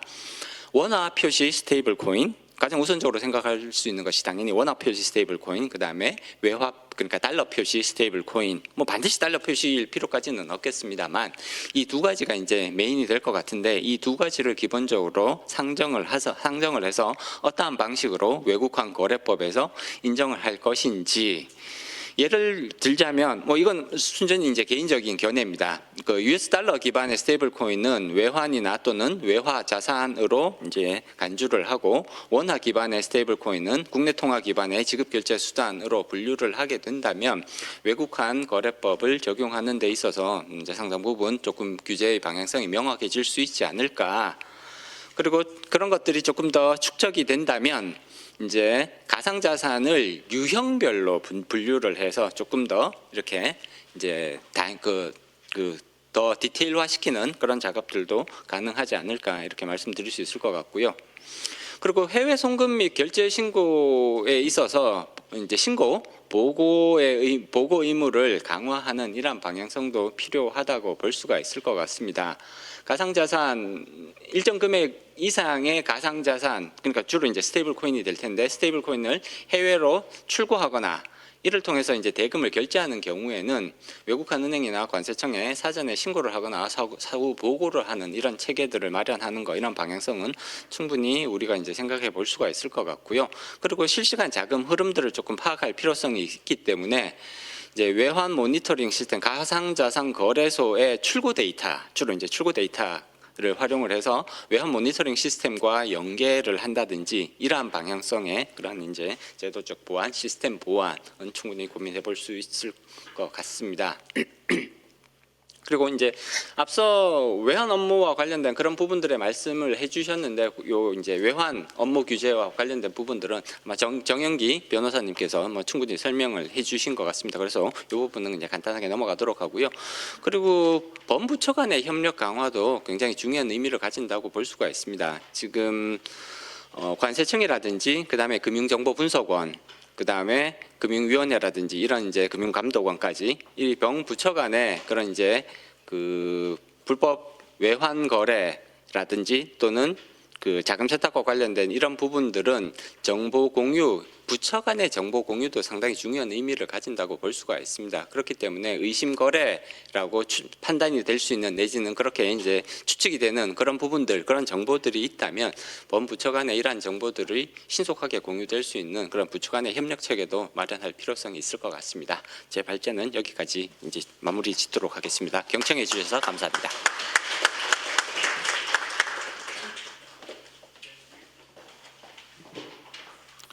유익한 발표 주신 황세현 박사님 고생하셨습니다. 다음으로 토론이 있겠습니다. 먼저 류창보 협회장님 발언하시겠습니다. 네, 안녕하세요. 저는 오픈블록체인 DID 협회 협회장을 맡고 있는 류창보라고 합니다. 이 협회가 굉장히 생뚱맞으실 수 있으십니다. 그래서 협회는 원래 이제 그 과기부 산하의 인터넷진흥원이라는 기관이 협의체로 운영을 하시다가 이제 2018년에 협회로 만든 협회고요. 그래서 원래는 이제 SK텔레콤에서 이제 부사장님이 하시던 자리인데 이 블록체인 업계가 워낙 힘들어지면서 이제 다들 안 하시려고 해가지고 제가 작년에 부득이 맡게 됐습니다. 그래서 지금은 이제 작년부터 해서 은행들 모아서 같이 스테이블 코인 중심으로 스터디하고 있는 단계고요. 제일 중요한 거는 이제 회장직은 무보수입니다. 그래서 본업은 원래 이제 농협은행에서 22년간 근무를 했고요. 그래서 2019년부터 이제 블록체인 관련된 뭐 CBDC나 뭐 STO 뭐 이런 업무들을 했었습니다. 그래서 올해는 이제 신한은행으로 자리를 옮겼지만 하여튼 원래 캐릭터가 은행원입니다. 그래서 보통 이제 제가 많이 받는 질문 두 가지가 이제 협회 회장직은 얼마 받냐? 아까 말씀드렸고 2019년부터 블록체인 했다 그러면 이제 그때 처음 비트코인이 400만 원 정도 했습니다. 그래서 비트코인을 몇 개 갖고 있냐 해서 제가 비트코인 그때 많이 샀으면 그냥 신한은행 안 가고 그냥 집에 있을 것 같다라고 말씀을 드립니다. 그래서 원래 이제 캐릭터가 은행원이다 보니까 이제 이 자리에서 제가 뭐 규제 방향성이나 이런 걸 말씀드리는 건 좀 아닌 것 같고요. 제가 작년에 이제 스테이블코인 처음 이슈화 됐을 때 이제 기관들 많이 돌아다니면서 설명을 많이 드렸습니다. 그래서 그때는 이제 주로 개념 설명 중심이 많이 됐었는데 사실 오늘 같은 이렇게 가상자산의 외국한 규제라는 이제 개별 주제로 이렇게 포럼이 열린 것만 해도 되게 뜻깊다고 생각을 합니다. 그래서 이제 전에는 이제 어떻게 보면 남의 일 같았었다라고 하면 이제는 이제 각 기관에서 고민하실 단계라고 생각을 하고요. 그래서 해외 사례를 중심으로 좀 말씀을 드리고 싶습니다. 그래서 각 뭐 제도화하고 있는 나라들에서 제일 먼저 했던 게 이제 도대체 이 가상자산에 대한 성격에 대한 걸 나누는 거였습니다. 그래서 이게 도대체 물건인지 돈인지 이렇게 좀 이 정의에 따라서 사실은 접근 방식이 완전히 달라지기 때문에 그래서 결국 해외에서는 대부분 다 가상자산을 이제 하나로 보지 않고 비트코인처럼 가격이 등락이 있는 거는 이제 가상자산은 이제 투자나 거래 목적으로 받고 이제 뭐 스테이블 코인 계속 말씀 나오지만 하여튼 이렇게 안정적인 이런 부분들은 가격을 유지하는 스테이블 코인은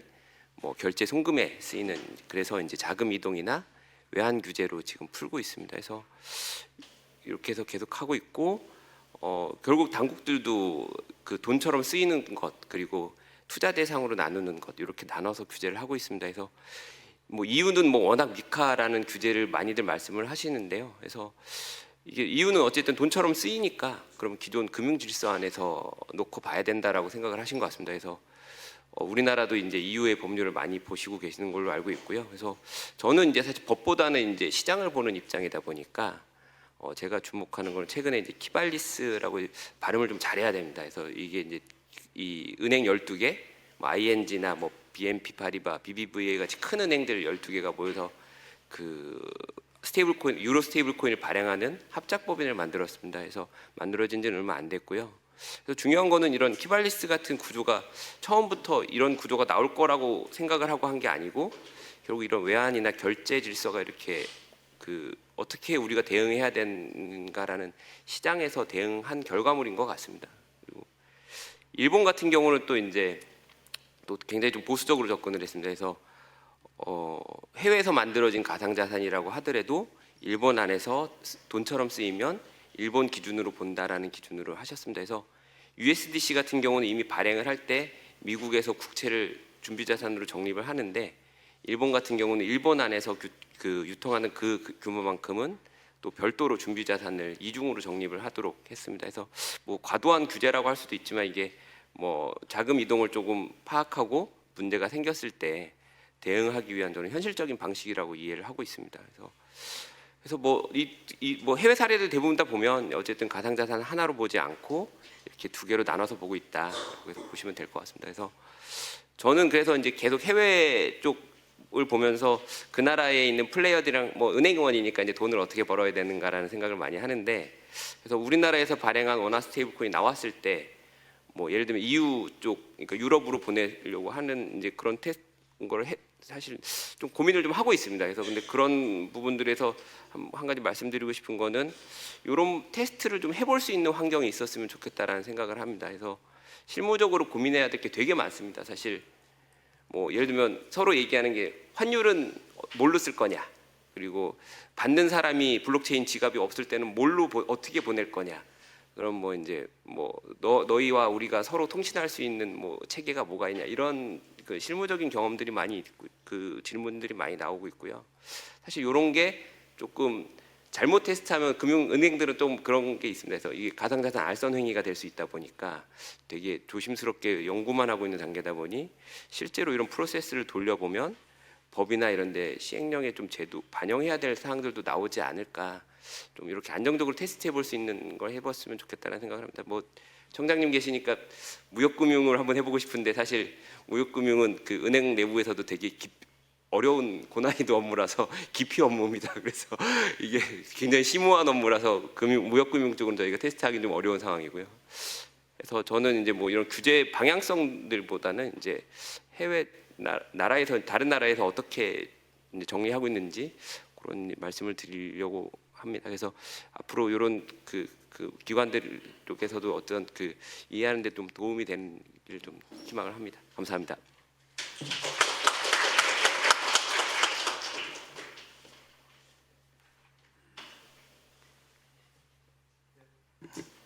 다음으로는 정재욱 변호사님 의견 부탁드리겠습니다. 안녕하십니까, 정재욱 변호사입니다. 우선 최기상 의원님께 감사드리고 이런 자리를 만들어 주셔가지고 또 관세청장님 그리고 전하람 의원님까지 오셔가지고 저도 상당히 긴장이 됩니다. 저는 2022년부터 2024년까지 금융위 민간합동 디지털자산 민간합동 TF 참여를 했었는데요. 그 당시에는 시급하게 문제가 됐던 테라루나 사태에 대한 해결, 그리고 FTX 사태에 대한 해결을 주안점으로 두다 보니까 이렇게 좀 왜곡한 문제에 대해서까지는 좀 신경을 좀 못 썼던 것 같습니다. 근데 실제로 이제 스테이블 코인이 법제화되는 과정에서는 왜곡한 문제도 상당히 큰 고민점이 될 것 같아가지고 중요한 자리가 개최된 것이 아닌가 생각이 듭니다. 여러분들께서 이제 그 업비트나 빗썸 가셔가지고 비트코인을 구매할 때 나의 행위가 과연 왜곡한 거래법상 규제 대상인가라고 했을 때 다들 아니라고 생각을 하실 겁니다, 그죠? 근데 그게 아니고 내가 바이낸스라든지 바이비트라든지 해외 거래소 통해 가지고 해외에서 채굴된 비트코인 산다라고 했을 때는 내가 이게 과연 나의 행위가 왜곡한 거래법상 저촉 대상이 아닐까라는 생각들도 하시는 경우도 꽤 있습니다. 그래서 저한테 상담 오시는 경우도 있고요. 그러면 근데 곰곰이 생각을 해보시면 한국 거래소에 수많은 코인들이 지금 상장이 되어 있습니다. 비트코인도 이더리움도 그렇고 리플도 그렇고. 근데 이 코인들은 대부분 해외에서 채굴되거나 해외에서 발행이 됐던 코인들입니다. 우리나라에서 이제 코인 발행을 지금 제한되고 있고 채굴 같은 경우에도 우리나라 전기료가 비싸가지고 우리나라 채굴에서 단가가 안 나옵니다. 그럼 대부분 다 해외에서 만들어졌다는 거거든요. 이상하다 생각하지 않나요? 왜냐하면 한국거래소에서 아까 말씀하셨듯이 외국인은 한국거래소를 이용할 수가 없습니다. 그러면 이 구조상으로 보면 그게 편법이든 아니든 간에 어쨌든 전체적으로 봤을 때는 한국 사람들은 외국에서 채굴되거나 외국에서 발행된 코인을 매입만 하는 구조로 이어져 오고 있습니다. 왜? 국내 코인 발행이 안 되니까. 그러면 한국 사람들이 코인을 발행해서 외국인한테 속된 말로 팔아먹는 거는 지금 못하게 돼 있는 기본적으로 구조상. 뭐 한국이 중간에 사가지고 다시 내 걸 팔 수는 있겠지만 근데 전체적으로 봤을 때는 한국인들은 오로지 외국에 발행된 코인을 사는 구조로 돼 있고, 그게 외국에 있는 코인이 어떻게 와서 어떻게 했는지 모르겠지만 어쨌든 해외에서 채굴된 코인을 우리가 구매를 하고 있는 형국이 되는 겁니다. 그럼 어디까지 불법이고 어디까지 합법인지가 상당히 좀 모호하고, 아까 정영기 변호사 발표하신 대로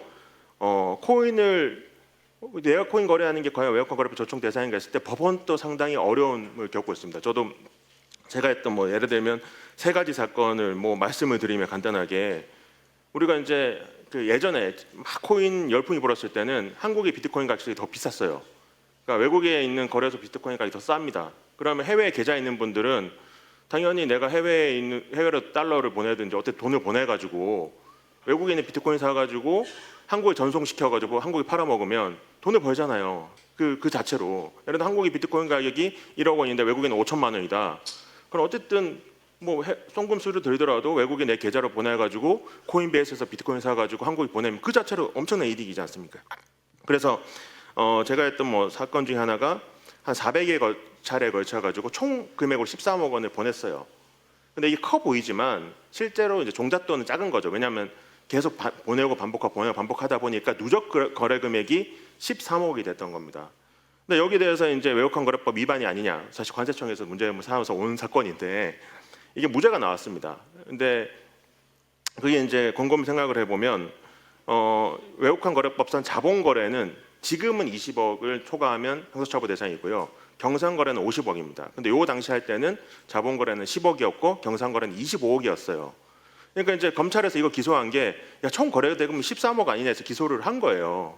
근데 저는 이게 처음에 다퉜던 것이 이게 자본 거래가 맞습니까? 우리 자본 거래라고 하면 이제 증여를 하거나 이런 거고, 쉽게 말하면 경상 거래하면 물건 사고 난 다음에 대가 지급이거든요. 코인을 물건으로 보면 대가 지급한 거를 13억을 보면 25억 안 되니까 이건 무조건 무죄죠라고 했고, 예비적으로 각각의 거래를 끊어서 보면 이게 하다 보니까 10억이 넘어간 거지 각각 거래는 10억 미만입니다. 이렇게 이제 제가 주장을 했거든요. 근데 법원에서 이제 뭐라고 했냐면 이게 무죄다. 왜? 각각의 거래를 다 끊어서 보면 10억 넘는 거래는 없으니까 이게 경상 거래인지 자본 거래인지 모르겠지만 어쨌든 무죄다라고 해서 무죄를 줬습니다. 이게 확정이 됐고요.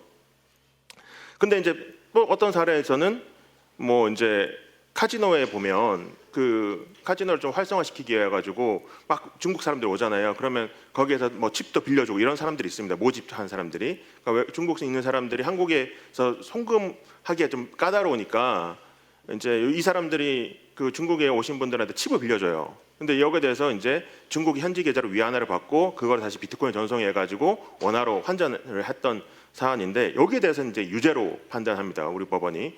자, 코인을 빼고 보더라도 어쨌든 칩을 주고 위안화를 받았으니까 이거는 외국환 거래법상 적용 대상이다. 이렇게 판결을 하는 겁니다. 그리고 이제 아까 이제 정영기 변호사님 말씀하신 것처럼 저도 했던 사건 중에 하나가 고객한테 엔화를 받고 비트코인을 바꾼 다음에 한국에 전송해서 한국 거래소 팔고 그 고객이 지정한 사람한테 원화로 줬습니다. 근데 이걸 업으로 했거든요. 이거 외국환 거래법상 무등록 외국환 취급 업무다라고 해가지고 형사처벌 대상이라고 했습니다. 그러면 이제 법원이 생각한 건 뭐냐면, 자, 코인을 빼고 보더라도 이게 결국에는 외국환 거래를 볼 수 있는지 여부를 보는 겁니다. 비트코인 전송하는 행위는 뭔지 모르겠지만 이걸 빼더라도 실질적으로 그 한 거래에서 그 외국환 거래를 볼 수 있으면 이건 외국환 거래법 적용 대상이고, 아니면 아니다 이렇게 하는 건데, 그러면 지금 남는 부분은 뭐냐면, 모호한 부분은 뭐냐면 내가 원화를 가지고 그냥 코인만 산다라고 했을 때 이게 외국환 거래법 적용 대상인지는 현재 모호한 상황인 거죠. 그러니까 국내 거래소에서 사든 바이낸스에서 사든, 또는 그게 아니고 바이낸스 통하지 않고 해외에 어떤 채굴하는 사람이 비트코인 나 말 채굴했어, 나한테 달러 보내, 그럼 내가 채굴한 거 쏴줄게 라고 했을 때 그것도 외국환 거래법 적용인지가 불분명한 지금 상황입니다. 그러면 여기에서 이제 그 방향성, 이제 우리가 어떻게 해야 될까 했을 때 방향성은 이제 아까 황세훈 박사님께서 잘 적어놓듯이 모호함, 예측 가능성, 그러니까 모호함 없애는 방향이고 예측 가능성 높이는 방향인데, 그거에 있어서도 저희는 이제 패러다임에 대한 생각도 저는 생각해야 된다고 생각합니다. 지금 아까 제가 처음 말씀드렸듯이 우리는 왜 해외에 채굴되거나 발행된 코인을 사기만 해야 되는 건가? 한국 사람들이 왜 우리는 코인을 발행해가지고 외국 사람한테 팔 수는 없는 거지? 판매를 할 수 없는 거지? 반대로 말하면 가상자산 시장에서는 우리는 투자를 받지 못하고 투자를 해야 되는 상황이 된 거거든요. 그럼 주식시장에서 지금은 코스피도 엄청 올라가지고 해외 사람, 외국인 사람한테도 삼성전자 주식사, 현대자동차 주식사라고 하고 있잖아요. 우리나라 그게 국부에 도움될 수 있고. 근데 코인 시장에서는 반대로 우리나라 사람은 해외 채굴된 코인을 사기만 해야 되고 그 과정에서 불법만 체크를 해야 되는 상황이 되는 겁니다. 그래서 이 패러다임의 변동도 우리 입법 과정에 좀 반영해야 되는 것이 아닌가 그런 생각이 듭니다. 그리고 오늘 관세청장님 오셨으니까 예전에 이제 금융 ETF 만든 것처럼 관세청 차원에서도 이런 문제에 대해서 TF 만들어서 운영하시면 어떨까 그런 제안 드려봅니다. 네, 여기까지 하겠습니다.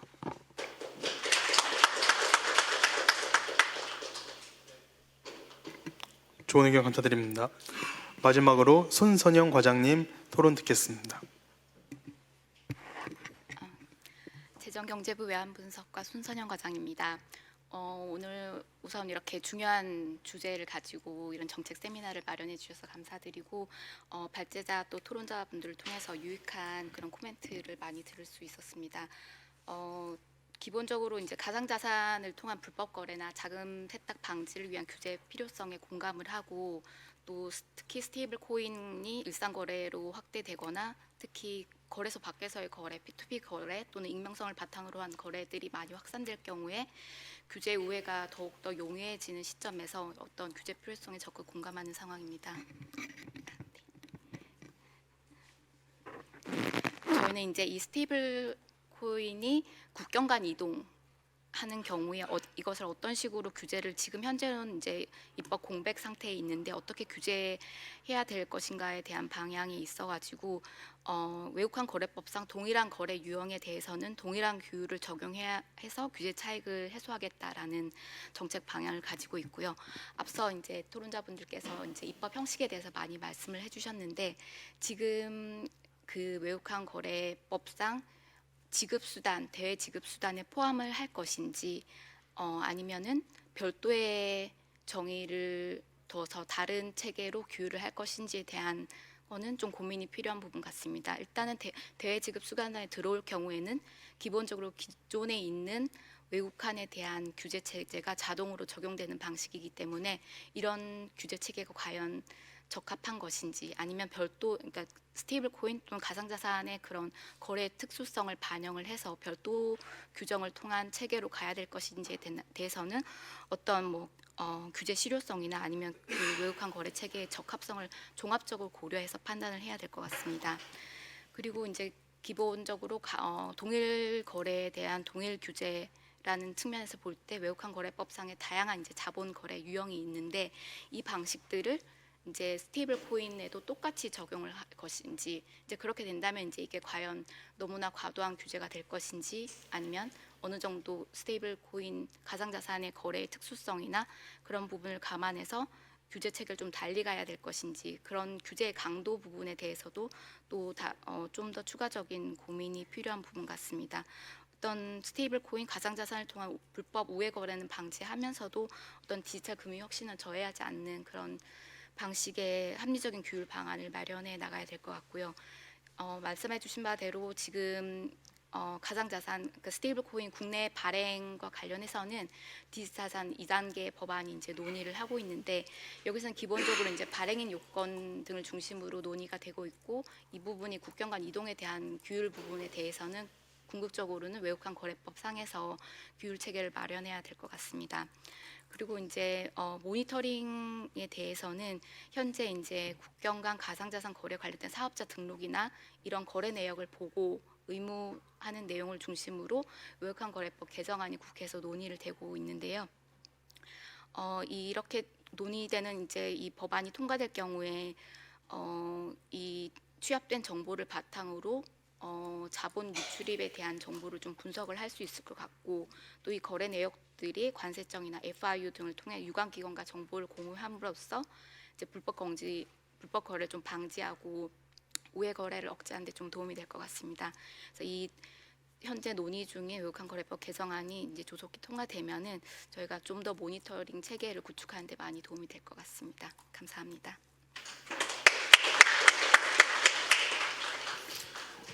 예, 좋은 의견 감사합니다. 이에 토론 내용에 대한 황세훈 박사님의 의견을 한번 들어보겠습니다. 네, 세 분 토론 잘 들었고요. 일단 세 분께서 공통적으로 좀 해주셨던 말씀들은 기존 체계에서 여전히 그 미흡한 부분들이 굉장히 많이 발견이 된다. 그렇기 때문에 거기에 대한 보완 작업은 반드시 필요하다. 다만 보완 작업들이 이루어질 때 이 가상자산, 특히 이제 스테이블 코인, 즉 이 결제에서는 주로 이제 스테이블 코인이 메인이 될 거니까 이 스테이블 코인이 가지고 있는 그 기술적 기술 혁신성, 그러니까 새로운 기술이 가지고 있는 이런 잠재력이 너무 많이 이제 훼손되지 않는 방향으로 이런 기술에 대한 고민도 좀 필요하다라는 뭐 그런 의견들을 전달해 주셨던 것 같습니다. 전적으로 동의하는 부분이라고 말씀드릴 수 있을 것 같고요.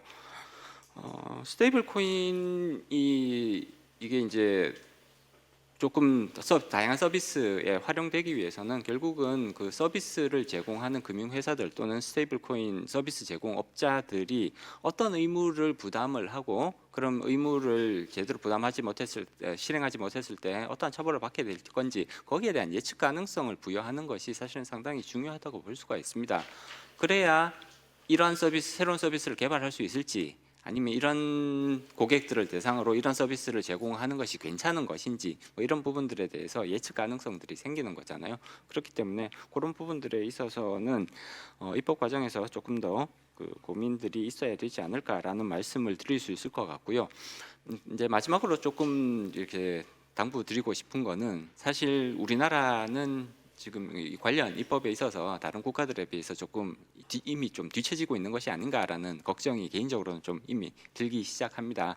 따라서 스테이블 코인 관련 법안뿐만 아니라 사실 스테이블 코인이 정상적으로 시장에 안착하기 위해서는 주변에 있는 특근법이라든지 외국환 거래법 이런 것들이 시스템으로 체계를 잡아줘야 이게 시장에서 제대로 안착될 수 있는 거거든요. 그렇기 때문에 이 관련된 법안들이 조금 더 신속하게 국회에서 처리가 돼서 우리가 그런 것들이 이제 어떤 방향성이 뚜렷하게 제시되고 있는지를 확인할 수 있는 그런 쪽으로, 그런 경로로 갔으면 좋겠다라는 바람을 전달해 드리면서 마무리 짓겠습니다. 고맙습니다.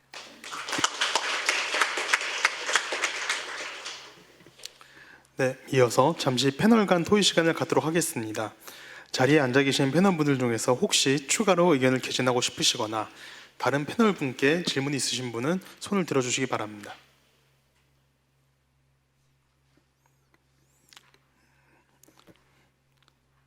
예, 감사합니다. 그럼 이제 마지막으로 방청석 토론을 진행하겠습니다. 주제와 관련된 지휘사항이나 토론 내용에 대한 의견이 있으신 분은 손을 들어주시기 바랍니다.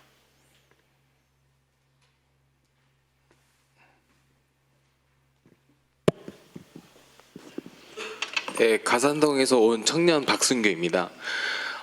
오늘 그 얘기를 듣다가 가상자산을 그 기축통화로 단어를 바꾸면 어떻게 지금 이 토론 내용이랑 오늘 그 회의 내용이 바뀌는지 좀 생각 좀 해봤는데 이거에 대해서 좀 어떻게 생각하시는지.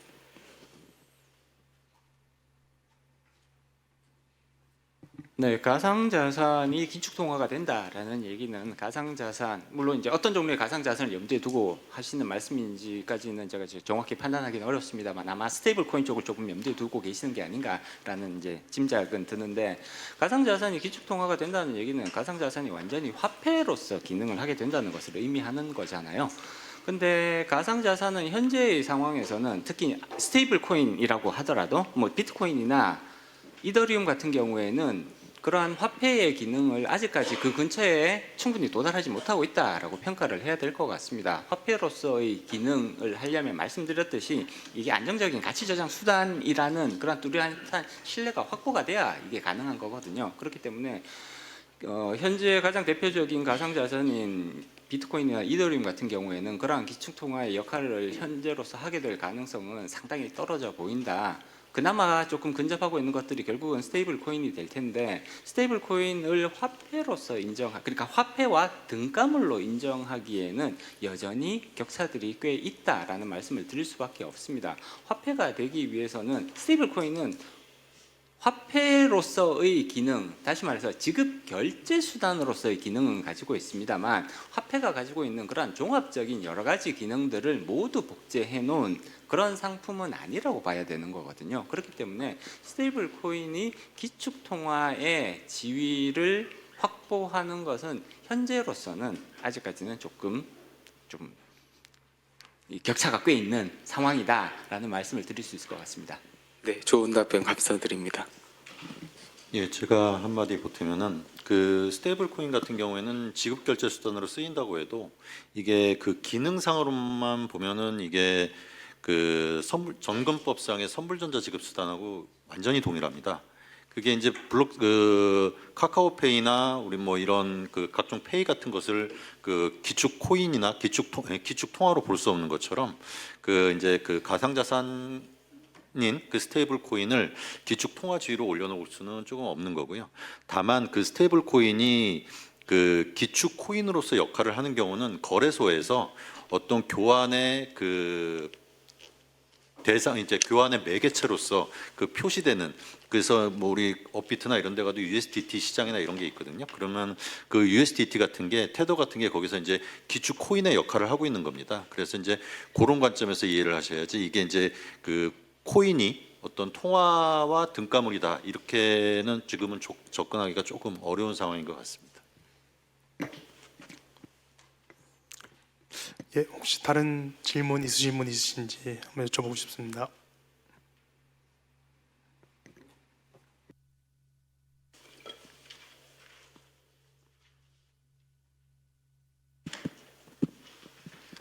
예, 안녕하세요. 관세청 조사총괄과장 최문기입니다. 그 세션 1 발제 1에서 그 정영기 변호사님께서 글로벌 벤치마크 일본의 가상자산 관련 외국환 거래 법제에 말씀을 주실 때 보고 의무가 있다라고 말씀을 주셨는데요.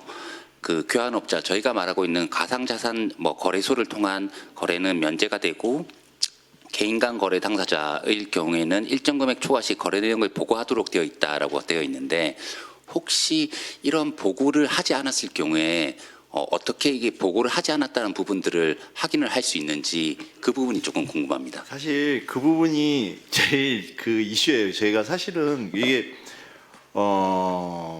지갑 대 지갑 거래면 사실 저는 처음부터 좀 어려운 게 이 지갑이 어떻게 해외에 있는 지갑이냐 국내에 있는 지갑이냐 사실 소재지도 불명하고 조금 좀 애매한 측면이 있어요. 사실 그래서 저는 생각하기에는 뭐냐면 이거는 결국 둘 중 한 명이 이거를 뭐 어떤 뭐 고발이 있거나 이러지 않기 전까지는 사실 알기 힘들지 않겠느냐 그런 생각을 하고 있고, 다만 이제 굳이 보고라는 걸 주면 제 생각에 아마 정상적인 사람들은 보고 안 할 겁니다. 이걸 하는 사람이 다 그냥 대충 그 통해서 야매로 하려는 건데, 소위 말해서 죄송합니다 속어를 써서.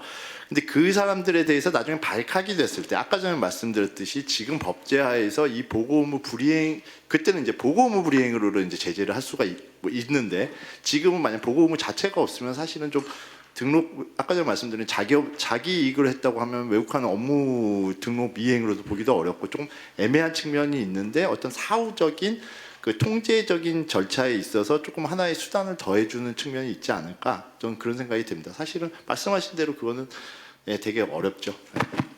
잘 들었습니다. 저도 이제 좀 덧붙여서 말씀을 드릴게요.